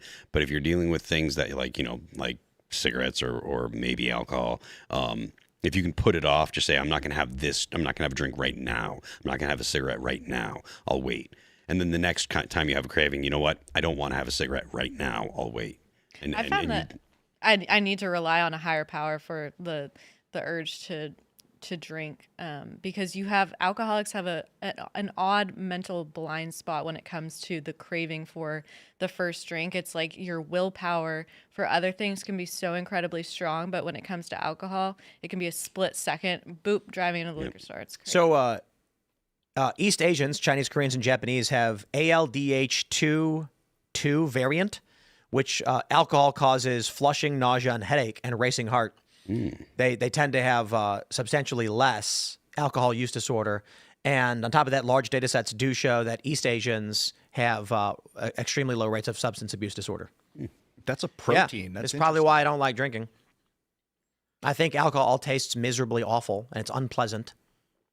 Man, I love it. There's not a single. I'm Irish. there's not a single alcoholic drink that I think tastes pleasurable in any meaningful way. It's a variant. I wonder if that's a mutation that got hinged into the DNA of the East Asians at some point. Of course it is, because the Asians have it and other people don't. Or I think it's they're more likely. It's common in East Asia. Interesting. Well, I don't like drinking. I find it to be awful. But here's the best part. Asians have gambling problems. Oh, dude, it's true. Asians love gambling, and anybody who goes to a casino knows this. You go to MGM National Harbor, everything's China. Bro, I saw this Asian dude. Everything's It's just Chinese. anecdotal, just throwing it on the roulette table. No, it wasn't roulette. It was craps. Just launching thousands and thousands and thousands. And he was with his buddies from work, and they were like, he was teaching them how to gamble. It's like, this is crazy. Anecdotal. He looked Asian. I'm into the genetics of like why, because I wonder if there's a gene that actually disposes Asians to want to gamble. If that's like an ancient, They love math. Gambled survived, and those that didn't perished or something. No, I think that. Well, maybe. I think they Asians like math. I do. And what's fun about playing? I like playing Yahtzee. There's no money in Yahtzee. Everyone's always like, you gamble. No. I like playing Yahtzee because you like seeing the rare, five of a kind come up. Yahtzee, whoa! You know that feeling you get when that pops? That's the feeling I get when I hit the weed. It's that joyous, like fervent success for a moment. I don't know that, Tim, have you ever experienced time dilation from getting a Yahtzee? Time dilation? Yeah, when you smoke weed, they No. call it time Like the dilation. come The way you down? perceive time is a little different. So that, And then I get really think mad when I'm playing Yahtzee and I just can't get anything. Yeah. And I'm just getting real mad. So here's something funny. If you ever play blackjack or baccarat, players will scream monkey. Have you ever seen this? So dealer's got a 6. right? Blackjack. You guys know how to play blackjack, right? Dealer's got a 6. You've got, let's say you got 18. You know, dealer puts the cards out. You got an 8. Bam, a jack. You got 18. He's got a 6, and you're like, oh man. So everybody makes, they stay, whatever. The dealer flips over the face down card. It's a queen. He's got 16. Players go, monkey, monkey. What they're calling for is a 10. They're saying bust. Monkey means 10 value card. And you want to know where the word monkey comes from? Can we say it on YouTube? Monarchy. Oh, okay. It comes from the word monarchy because Asians were playing at casinos and they'll go, monarchy, monarchy. That's hilarious. And other people heard monkey. Just like Godzilla's name was actually Gojira, but it sounds like an accent saying Godzilla. I wonder Gojira. the Boxer Rebellion in China was because the opiate trades from the British poisoning the Chinese people. I wonder if they have a cultural stigma against drugs too, which is part of why they haven't adapted extreme addictions. Because there was a severe addiction crisis at the time in the late 1800s, in the mid 1800s. I don't know. With like opium. Yeah, the opium Yeah, I trades. heard about that. The British were trying to basically enslave the Chinese by poisoning their population. I do want to stress that the monarchy monkey story is it's I don't want to call it apocryphal. It's so old no one knows for sure where it originated. Like chop suey. You know the legend of chop suey? No, what's that? You know what chop suey is? No. Like Chinese food? Oh, okay. You'd never had chop suey before? No, I'm not a big Chinese food person. So. The urban legend is that a bunch of like truckers or bikers came to an old diner, a Chinese food restaurant, and the guy was like, no, we close. And they were like, oh, come on, like we're hungry. And then he said, all I have left is garbage, chop suey. And they were like, chop suey, yeah. So he scraped all the plates into a pan, refried it back up, and served it to him. Delicious. That's the urban legend. I don't know if it's true or not. But that's what I read that on the internet, so it must be. It's got to be true. Got to be true. It's got to be true. Oh man, we got big golf news breaking right now. What is this? This is from earlier. Okay, let's talk about the golf stuff. Right, I gotta pull this thing up. I thought I had the Callaway already pulled up, but let's do it, and we'll play the ad too. The Golf Channel program. Yeah, let me pull the news up first because I was like, we're not gonna do both because we have we talked about woke already, but let's do it. Let me search for the Callaway ad and show you guys because now apparently. Did we not play this one? No, but I saw your video. You played it earlier. Yeah, all right. So basically, here's the news. The golf brand Callaway had to apologize for an ad showing a woman being shoved to the ground. I just say, who cares? It was a weird ad, though. We'll play it in a second. But apparently now there's this news. Golf Channel is delaying the launch of Big Break and Good, which was scheduled to premiere tonight because one of the show's sponsors requested to have its branding removed in the wake of the Callaway Good driver ad. No, this is so manufactured. This is. Well, wait. Here's the ad. I mean, maybe. Look, I got to be honest. The commercial is dumb and makes no sense. You saw it, right? Yeah. So if you were a marketing company and you were like, we want to get a lot of attention right now. So let me just say this. I'm getting everybody in the poker world is arguing over a post that I made. We were talking about it earlier. And I've got like 2 or 3 million views now on my post. And I'm talking to a pro, and he's like, listen, like, you got to understand, like, the reason why they're talking about what you said. I basically said that I play low stakes, and in July I made $100 an hour. And what these pros are like, they think you're saying you play like 1,000 hours and you make $100 an hour every day you play, and you're playing like 9 to 5. And I was like, yeah, well, I never said that.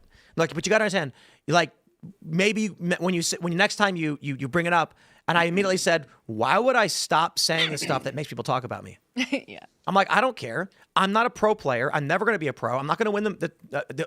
I'm not going to ever be respected for being a poker player. I don't care. And I got them all to talk about me on all their podcasts and all their posts, and they're making memes, and they're posting photos of me. That's the real jackpot. They're posting memes of me like winning the World Series because I won $200. Like after winning a single C-bet pot, he won the World Series. And I'm like, they all just keep posting photos of me. So maybe with this Callaway thing, they made a stupid fake ad on purpose to create controversy. I think so. I think it's too heavy-handed. I think here's the ad. It's really dumb.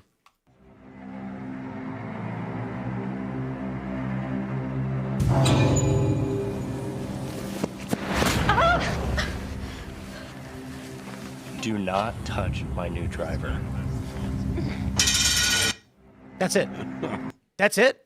Was there anything else? I can't read the opening text. It says Good Studios presents. They should have had a dark back. That was it. For that reason, 5 million views, all of this crazy nonsense is happening. Because he hit a girl? So fake. This is thought it was so funny. fake. Right. Like I said, if you want to get attention, look, they got 5 million views on the ad now. Yeah. It got taken down. It's got 5 million views on this one post. Now Golf Channel's bringing it up. I never even heard of Good. Now I have. I never heard of Callaway. Now I have. I've heard of and Callaway. a lot of people are going to say, I don't care about this commercial. I'm going to go check out that driver. I heard of Callaway Golf because the Callaway Golf Company manufactures golf balls right behind the All That Remains studio. Oh. Which you can be mass. Yep. This is Same getting industrial hot because the guy body checked a chick. Yeah, you Yeah, can't do it's like anything it's like a golf influencer, and then the guy was like, I guess, like the co-founder, and he body checked her. I guess it's a weird commercial. Do like funnier stuff, and then it backfired, I guess, or it didn't. I don't think This it is an- backfired. I it think this is the didn't intended backfire. condition. Yeah, You know that. this- You know, remember Gangnam Style? Yeah. You know that was an op. That was a marketing campaign. Oh, was it really? Yeah, Heard yeah. that, but I don't know exactly how How what happened. they created the virality was not real. They propped up. So there's a variety of things you can do. I'm not going to get into the fine details of their campaign because I don't know all the details. But one of the things that we see commonly is a song will become popular because the studio will line up 100 prominent influencers, and they'll say, "We'll give each of you $10,000. We want you all on the 15th, 16th, and 17th of this month to post a video using this song and dancing to it." And then all of a sudden, all their followers are like they make memes. So they'll go to an influencer and say, "We want you to do it. We wrote a joke. You are going to steal cookies from your friend or boyfriend or whatever, and then you're going to run and you're going to fall down and spill the cookies. And it's going to be, and you're going to put a title that says, 'Me when I try to steal the cookies and it blows up in my face.' Then you're all going to do it, playing the song, and then all your followers will start remaking it, and all of a sudden the song gets 1 billion views, and then everyone's talking about the person. So Gangnam Style was very much something like that. So people think, they're like, oh man, this song that I heard is so great. Now, don't get me wrong, Psy's fantastic, but it was a campaign. I think it might have been Scooter Braun, I'm not sure, but they met with Psy, and they said, we are going to run a campaign to make this song #1. And, we want the rights, and here's our plan. Here's how we're going to do it. And he said that Psy was like, his management was, if you do this, we don't even want the money. Like, make it big. You can keep all the money you make off it. We can make money elsewhere. And they were like, no. We like, that's muddy. We don't want to get it. We're going to get you paid, but here's the game plan. And they ran a viral marketing campaign.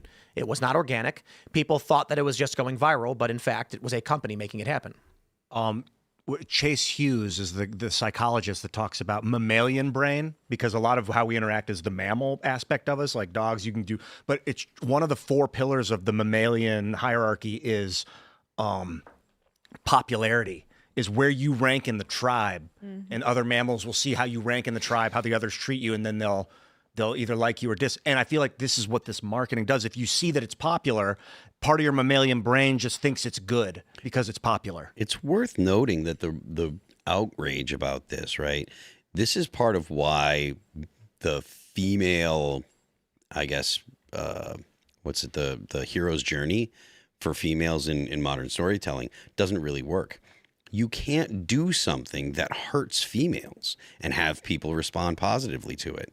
You can't have a woman that starts the show and then gets beat down for the second act and then rises above. You lose the audience of that second act. Here's my pitch. Here's my pitch for Callaway.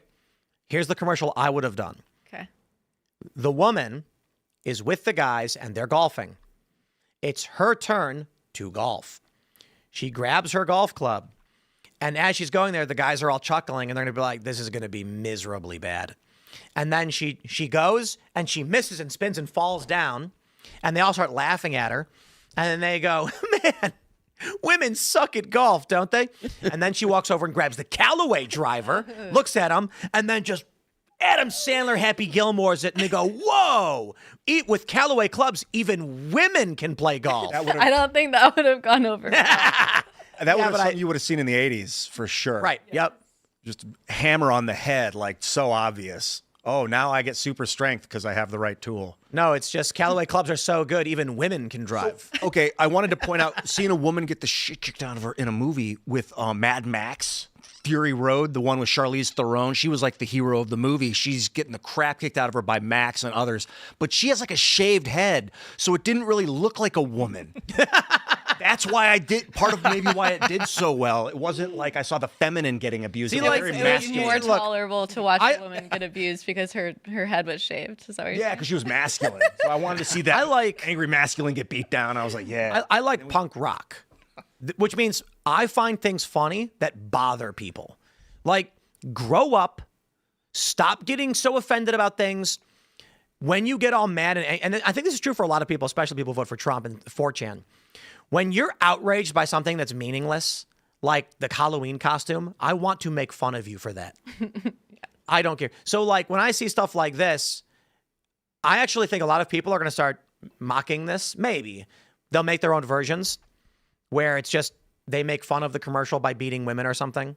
You know, they're going to be like, "Oh, this one's not, I'll make one better." You know, when I see people get really upset about what I think is irrelevant stuff, I have like a choice to make. Do I just dig in on them and give them more of what they seem to be, of what they're afraid of, to try and snap them out of it or to ruin them? Or do I completely dismiss them? Like, do you ridicule the people that are in pain over nothing, that are freaking out about the dumbest stuff? Or do you just ignore them?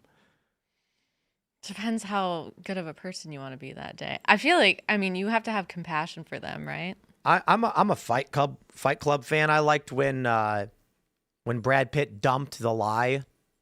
What did he do? He poured lye on his hand. Is that what it was? Yeah, and Edward and he's like, you can try and block out the pain, or you can accept it, and then you can pour water on it to make it worse, or you can use vinegar to neutralize the burn or whatever. And I don't literally think that's a good idea or anything like that. I'm just saying the idea of it was when you've experienced very serious pain, these things roll off your back. Mm-hmm. It's very much, you'll play guitar, right? When you start playing guitar for the first time, your fingers, they hurt. And then after a year, nothing will ever hurt your fingers again. The skin's just dead. And it's funny because I'll even explain it like, you probably can't even tell my fingers are super calloused. But they're so deeply calloused over a long period of time. They're just permanently armored for playing the guitar. To be fair, like if I played guitar for like 4 hours straight, I'd probably bleed. But just in general, first started playing guitar, it hurts. You're pressing your fingers against the strings. And that's an analogy for just life in general. Most of these woke people are soft, frail, squishy. The kind that wear gloves to the gym. I like the archetype of the warrior poet because of that. Like, they go to combat, they see horror, they lose people in the most vicious way, they kill, and then they come back and they're so calloused, but still they feel like somehow you can use the callous to your advantage as a protective buffer against nonsense, but also you can see what really matters. It's a question of, does it matter? And most of these things just literally don't. They don't matter. So for example, did you guys hear the story about the guy who allegedly dumped his fiance because she supported Lindsay Clancy? Mm-hmm. And there's a fact check, and it's like, fact check, false. In fact, you can't disprove it because it's an anecdote from a random guy on the internet who said, my best friend just did this. And I'm like, you didn't fact check it. They responded with, we found no clear evidence the story was true, therefore it's false. And I'm like, that's not correct. But here's the important thing. I will absolutely, and I have no problem to say, yes, a man dumped his fiance 2 weeks after their wedding because he found out she supported Lindsay Clancy. And I can argue for a couple of reasons. People fight all the time. People break up all the time. And people break up for stupider reasons than that. Oh, for sure. Like, dude didn't flush the toilet, and it's like the 17th time, and she's finally like, is this how it's going to be? I don't want to do this. And then it escalates, and then everything spills out, and then it's like, well, you leave the windows open, and we got bugs. And then, you know what? I'm done. It's off. If you came out and were like, I know a guy who ditched his fiance because she didn't flush the toilet. It's not just the one thing that caused it. But here's the ultimate reason why I don't care about a fact check. This story doesn't move the needle. It's not going to get someone elected. It's not going to create policy. It doesn't matter. I'm not mad. I don't care. That's an interesting story. And I'm seeing people respond to this post. They're like, prove it. I'm like, who cares? Are people really getting at you for that? Because No. I didn't say it. Oh, okay. The guy who posted it, people are commenting, Oh, prove it. yeah. And I'm sitting there being like, why? Yeah. Bro, if I made a video and said my friend just did a sick backflip and they're like, prove it, I'd be like, no.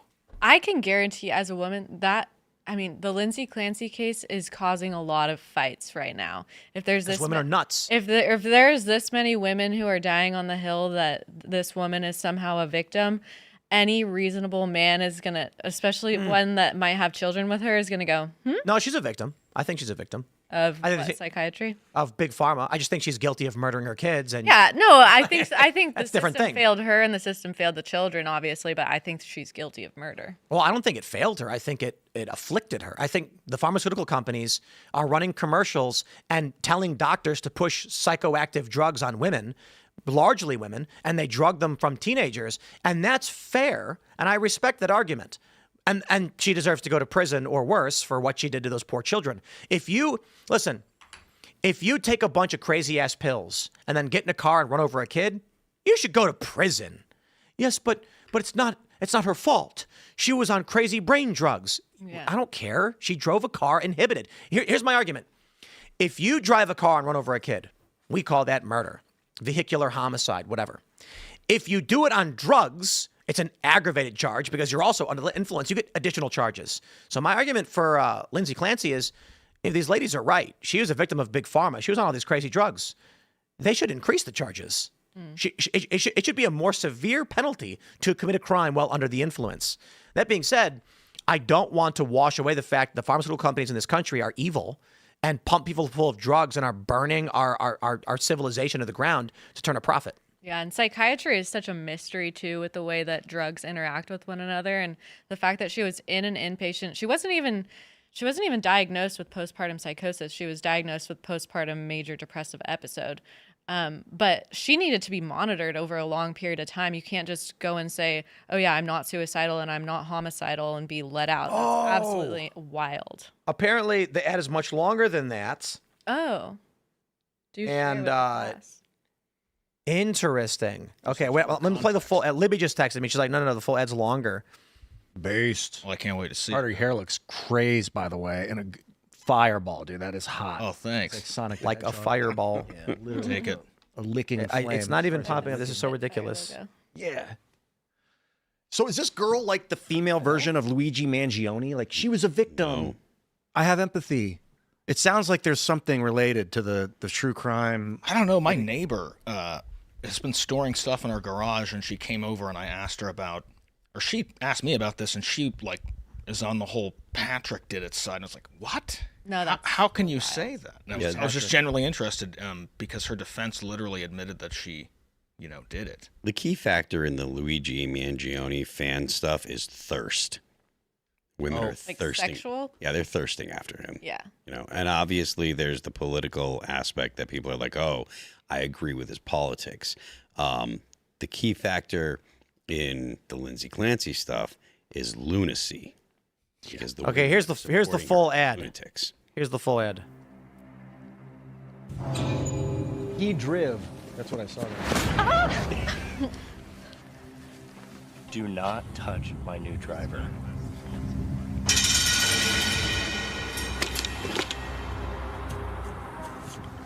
I don't get the big deal. It says a driver.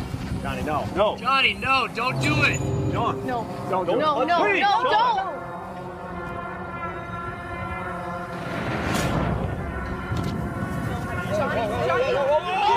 Are you okay?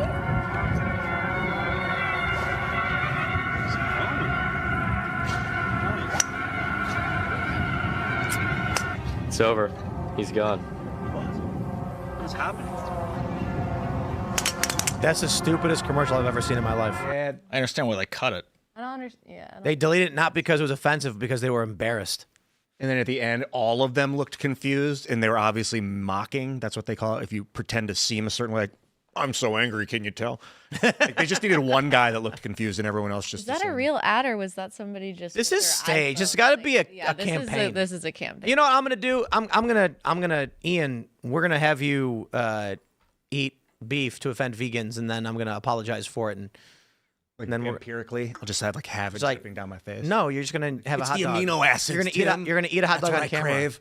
What's that? I said you're gonna eat a hot dog on camera. It better be healthy. And then I'll be like, oh, we why- took it down vegan? because it was a. Not these days. It's We took it. No, he'll actually we'll make a hot dog out of lentils to offend cattle ranchers. Yeah, spirulina. I'm getting my full 20 aminos in this protein. This is stupid. Yeah, it's really, really dumb. I mean, it was a bad, dumb ad, anyways. And that They doesn't. would have just cut it where they seemingly did. It would have been better. It would have been funnier. Like, I'm sorry, like for something like this to be good, it's got to be more extreme. Yeah. Like, here's my vision for how you make this work. So the woman goes to grab the thing, and then the guy screams at the top of his ah! And then he shoves her into a meat grinder. And then he grabs it and he goes, "No one touch it." And then the other guy goes, "This is ridiculous. What?" And then he grabs it and he goes, "Ah!" And he starts just whacking people with it, just Yeah, I beating them thought to he was death. going to bludgeon her. Then you'd be like, "Oh, now I get it." I thought she's like, "Don't touch my driver," and he goes and grabs it, and then he's getting ready, and she becomes a zombie that attacks him and kills him, and she's like, and it's like Callaway drivers for start everyone. beating her with the driver. I was a little. I think concerned. I think my commercial was better because it's like you're trying to advertise a driver. You It's know, just so like ridiculous. Callaway drivers are so good, even women can play. You know, good. Only if it was like old timey. And but like I agree, and the reason why that would actually work and they won't take it down is because the sexism is the butt of the joke. The joke is they're mocking the idea. And then I'd make the commercial, and when they all got butthurt and said it's sexist, and be like, yes, we're mocking the sexism. It's meant to parody a sexist commercial. Like, thank you and have a nice day. Everyone's always mad about everything. Just ban everything. No ice cream. No, you can't have anything. Whoa. Ice cream? No ice cream. Whoa. Gone. Well, that's where my head's at Offensive these to days. vegans. Reducing addiction. I had ice cream today. Really? Oh, yeah. Are you still fiending from the sugar? No, I wasn't fiending from sugar. Bro, while I was in the bathroom, I was thinking, psychoactive drug of sugar. Yeah. and this is a throwback to the last story, but you should watch that if you're watching the clips. We as Americans have the world in the palm of our hands right now. If we can overcome our addictions, we're gonna be all right. But there's Says the so guy that many. uses the has the most addictions, or at least I don't think uses so. the most substances. Nah, most people I'm get talking addicted about to foods. here. You use the most substances Maybe. out of us. Maybe I don't know, but Probably. substance. It's a vague term, you know. Like people Yeah, that now dose we'll get on into the carrot semantics cake are again. like way more messed up than I am. Carrot cake. Yeah, it's just so sweet. You know the history of carrot cake? No, but Curious. I've heard it before. Off the The top. military had to get rid of carrot pulp. It had no one's going to eat carrot pulp. And so they don't want to waste calories either because carrot pulp is carrots. So they made a spice cake and then mixed the carrot pulp into it so the troops would eat it. And it's actually kind of awesome. There you go. Delicious. great. Cream cheese frosting with that. I know, yeah. I don't know if that story's true, but again, that was one of those stories that everyone tells you, like, good use of carrot pulp. But yeah, I would put money on Ian using the most substances out of anyone here. I do like a nice fasting day though of like nothing but as water. soon as the camera turns off, Ian puts his hair back, puts on his suit jacket, and he's got a British accent. Stop telling them. He's playing a character, guys. Doing my- He's playing a character. I thought you were for a long time. Well, I'm playing a role. I'm playing the support role on this show. I want to heal No, I'm talking about a different in thing. life. I know. I used to think you were like a method. Oh, okay. So it wasn't invented, but carrot-based desserts were popular during World War II because they needed to make use of carrot pulp. Yeah, and then yeah, but carrot-based puddings and carrot cakes had been around for a long time. No shade on carrot cake. Carrot cake's amazing. Pretty delicious. So good. Zucchini cake is good too. Really? Yeah. I Yeah, just you had ever have it? zucchini brownies, dude. They're top. It's amazing. notch. Just Yo. there's we talked about this company that does frozen cottage cheese. Oh yeah. Yeah, I want to get one, but it's got a terrible name. Called again? We should remember because of how bad the name was. Yeah, it was really bad. Frozen cottage cheese. Cottage cheese. is Froco? Great macros on Was it? Froco? No. No. No, Froco's a good name. It had some Yeah. stupid name. Yeah. I don't Like remember. or something. SPTHLK. Was that the name of it? Maybe. Smear case. Yeah, that's right. What do you? Who made that up? Ew. Yeah, so Your case. I was half right. That's disgusting, dude. Ooh. I feel bad because I love the idea. It sounds amazing. Super good for you. 39 High grams protein. of protein. I know. It's like super high protein, good stuff. It's blended, so it's not like curds. It's like ice cream.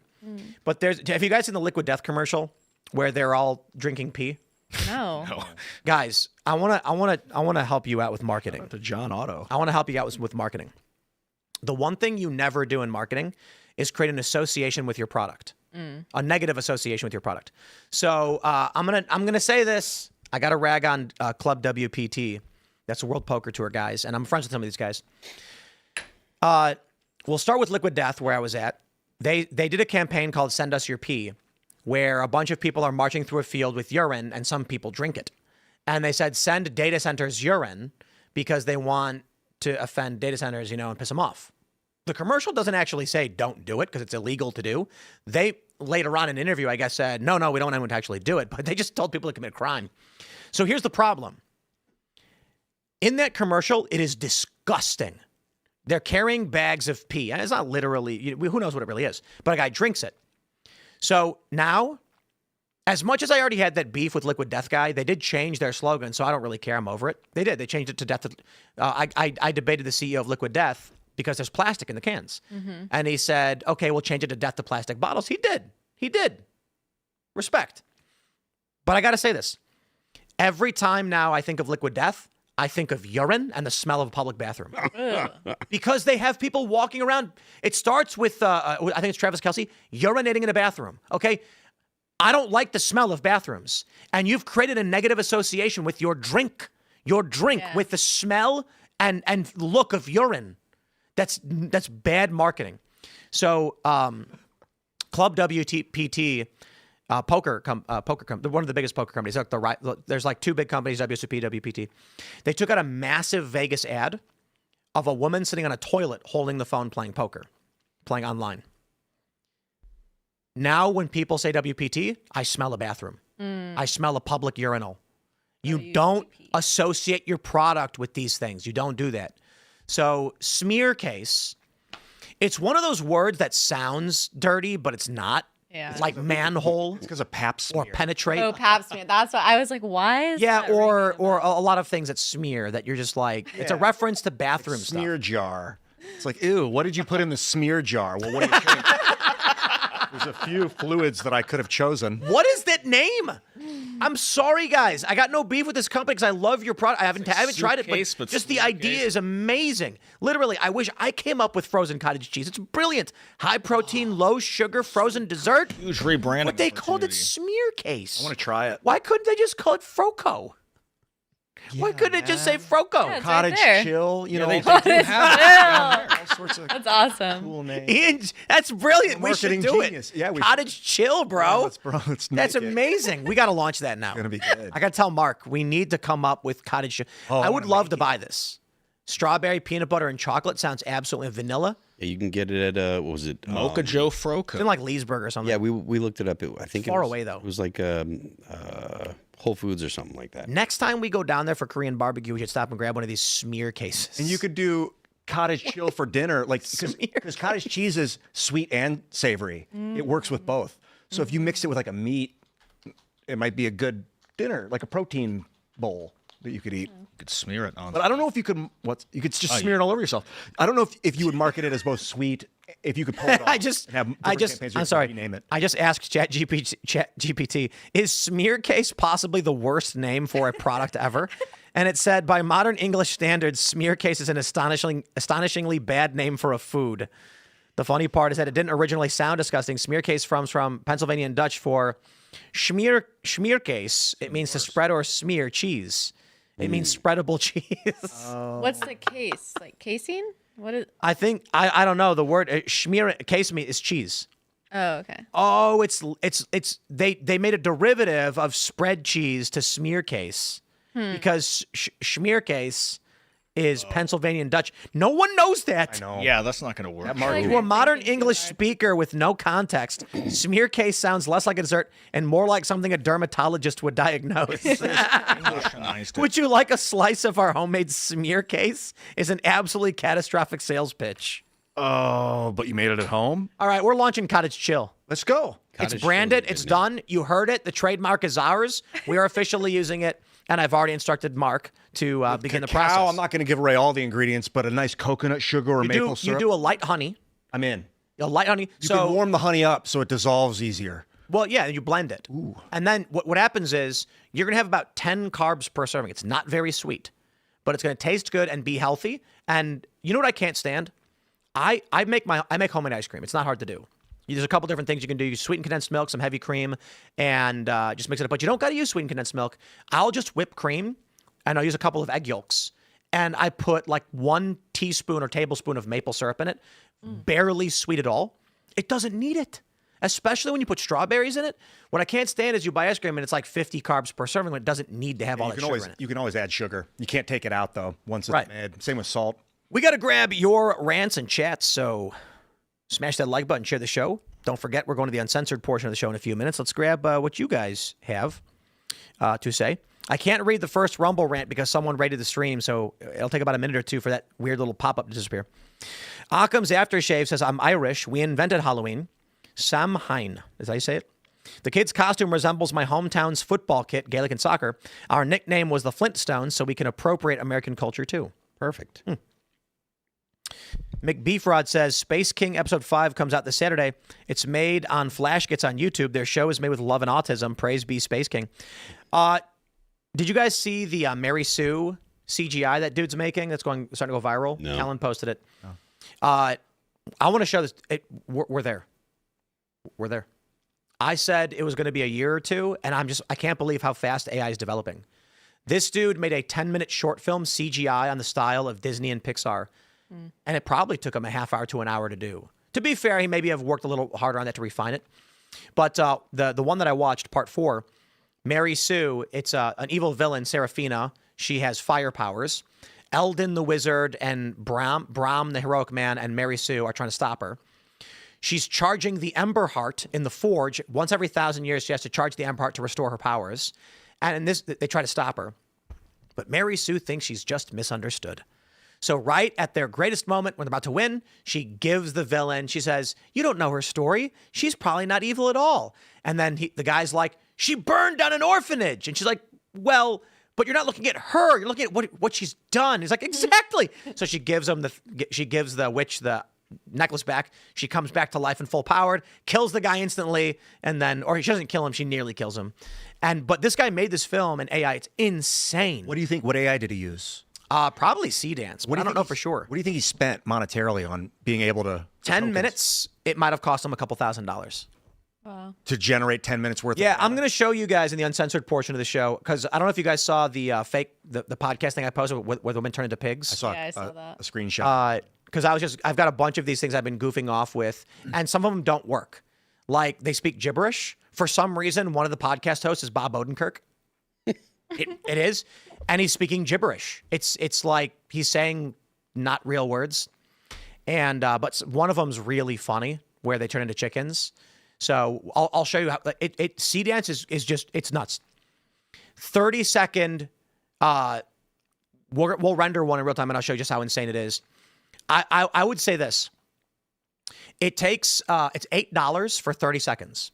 The problem is you have no guarantee what comes out is actually what you asked. Mm-hmm. So it does take a decent amount of work. I would argue that each 30-second scene, using references from each other to re-render the next one, you could probably, it's going to cost you $8 per 30 seconds, but let's say you try 3 or 4 times. So let's just say it's about $30, so $60 per minute. So $600 for a 10-minute short film. That's a conservative estimate. Now, hold on. I don't think so. I think that's actually... You can get it in 4 takes? I had a hard time with Chet. With C-Dance. Oh, Absolutely. Really? Because you use image references. You put an image and say, from this image, have them do this. And so let's set the range at sometimes a single take works, but it's more likely to be 2 or 3. And on the worst case scenario, it could be 5 or 6. So let's put it around 4, right? So let's just say $600 for 10 minutes. Let's say you want to do 100 minutes. Right? That's a good time for a feature length.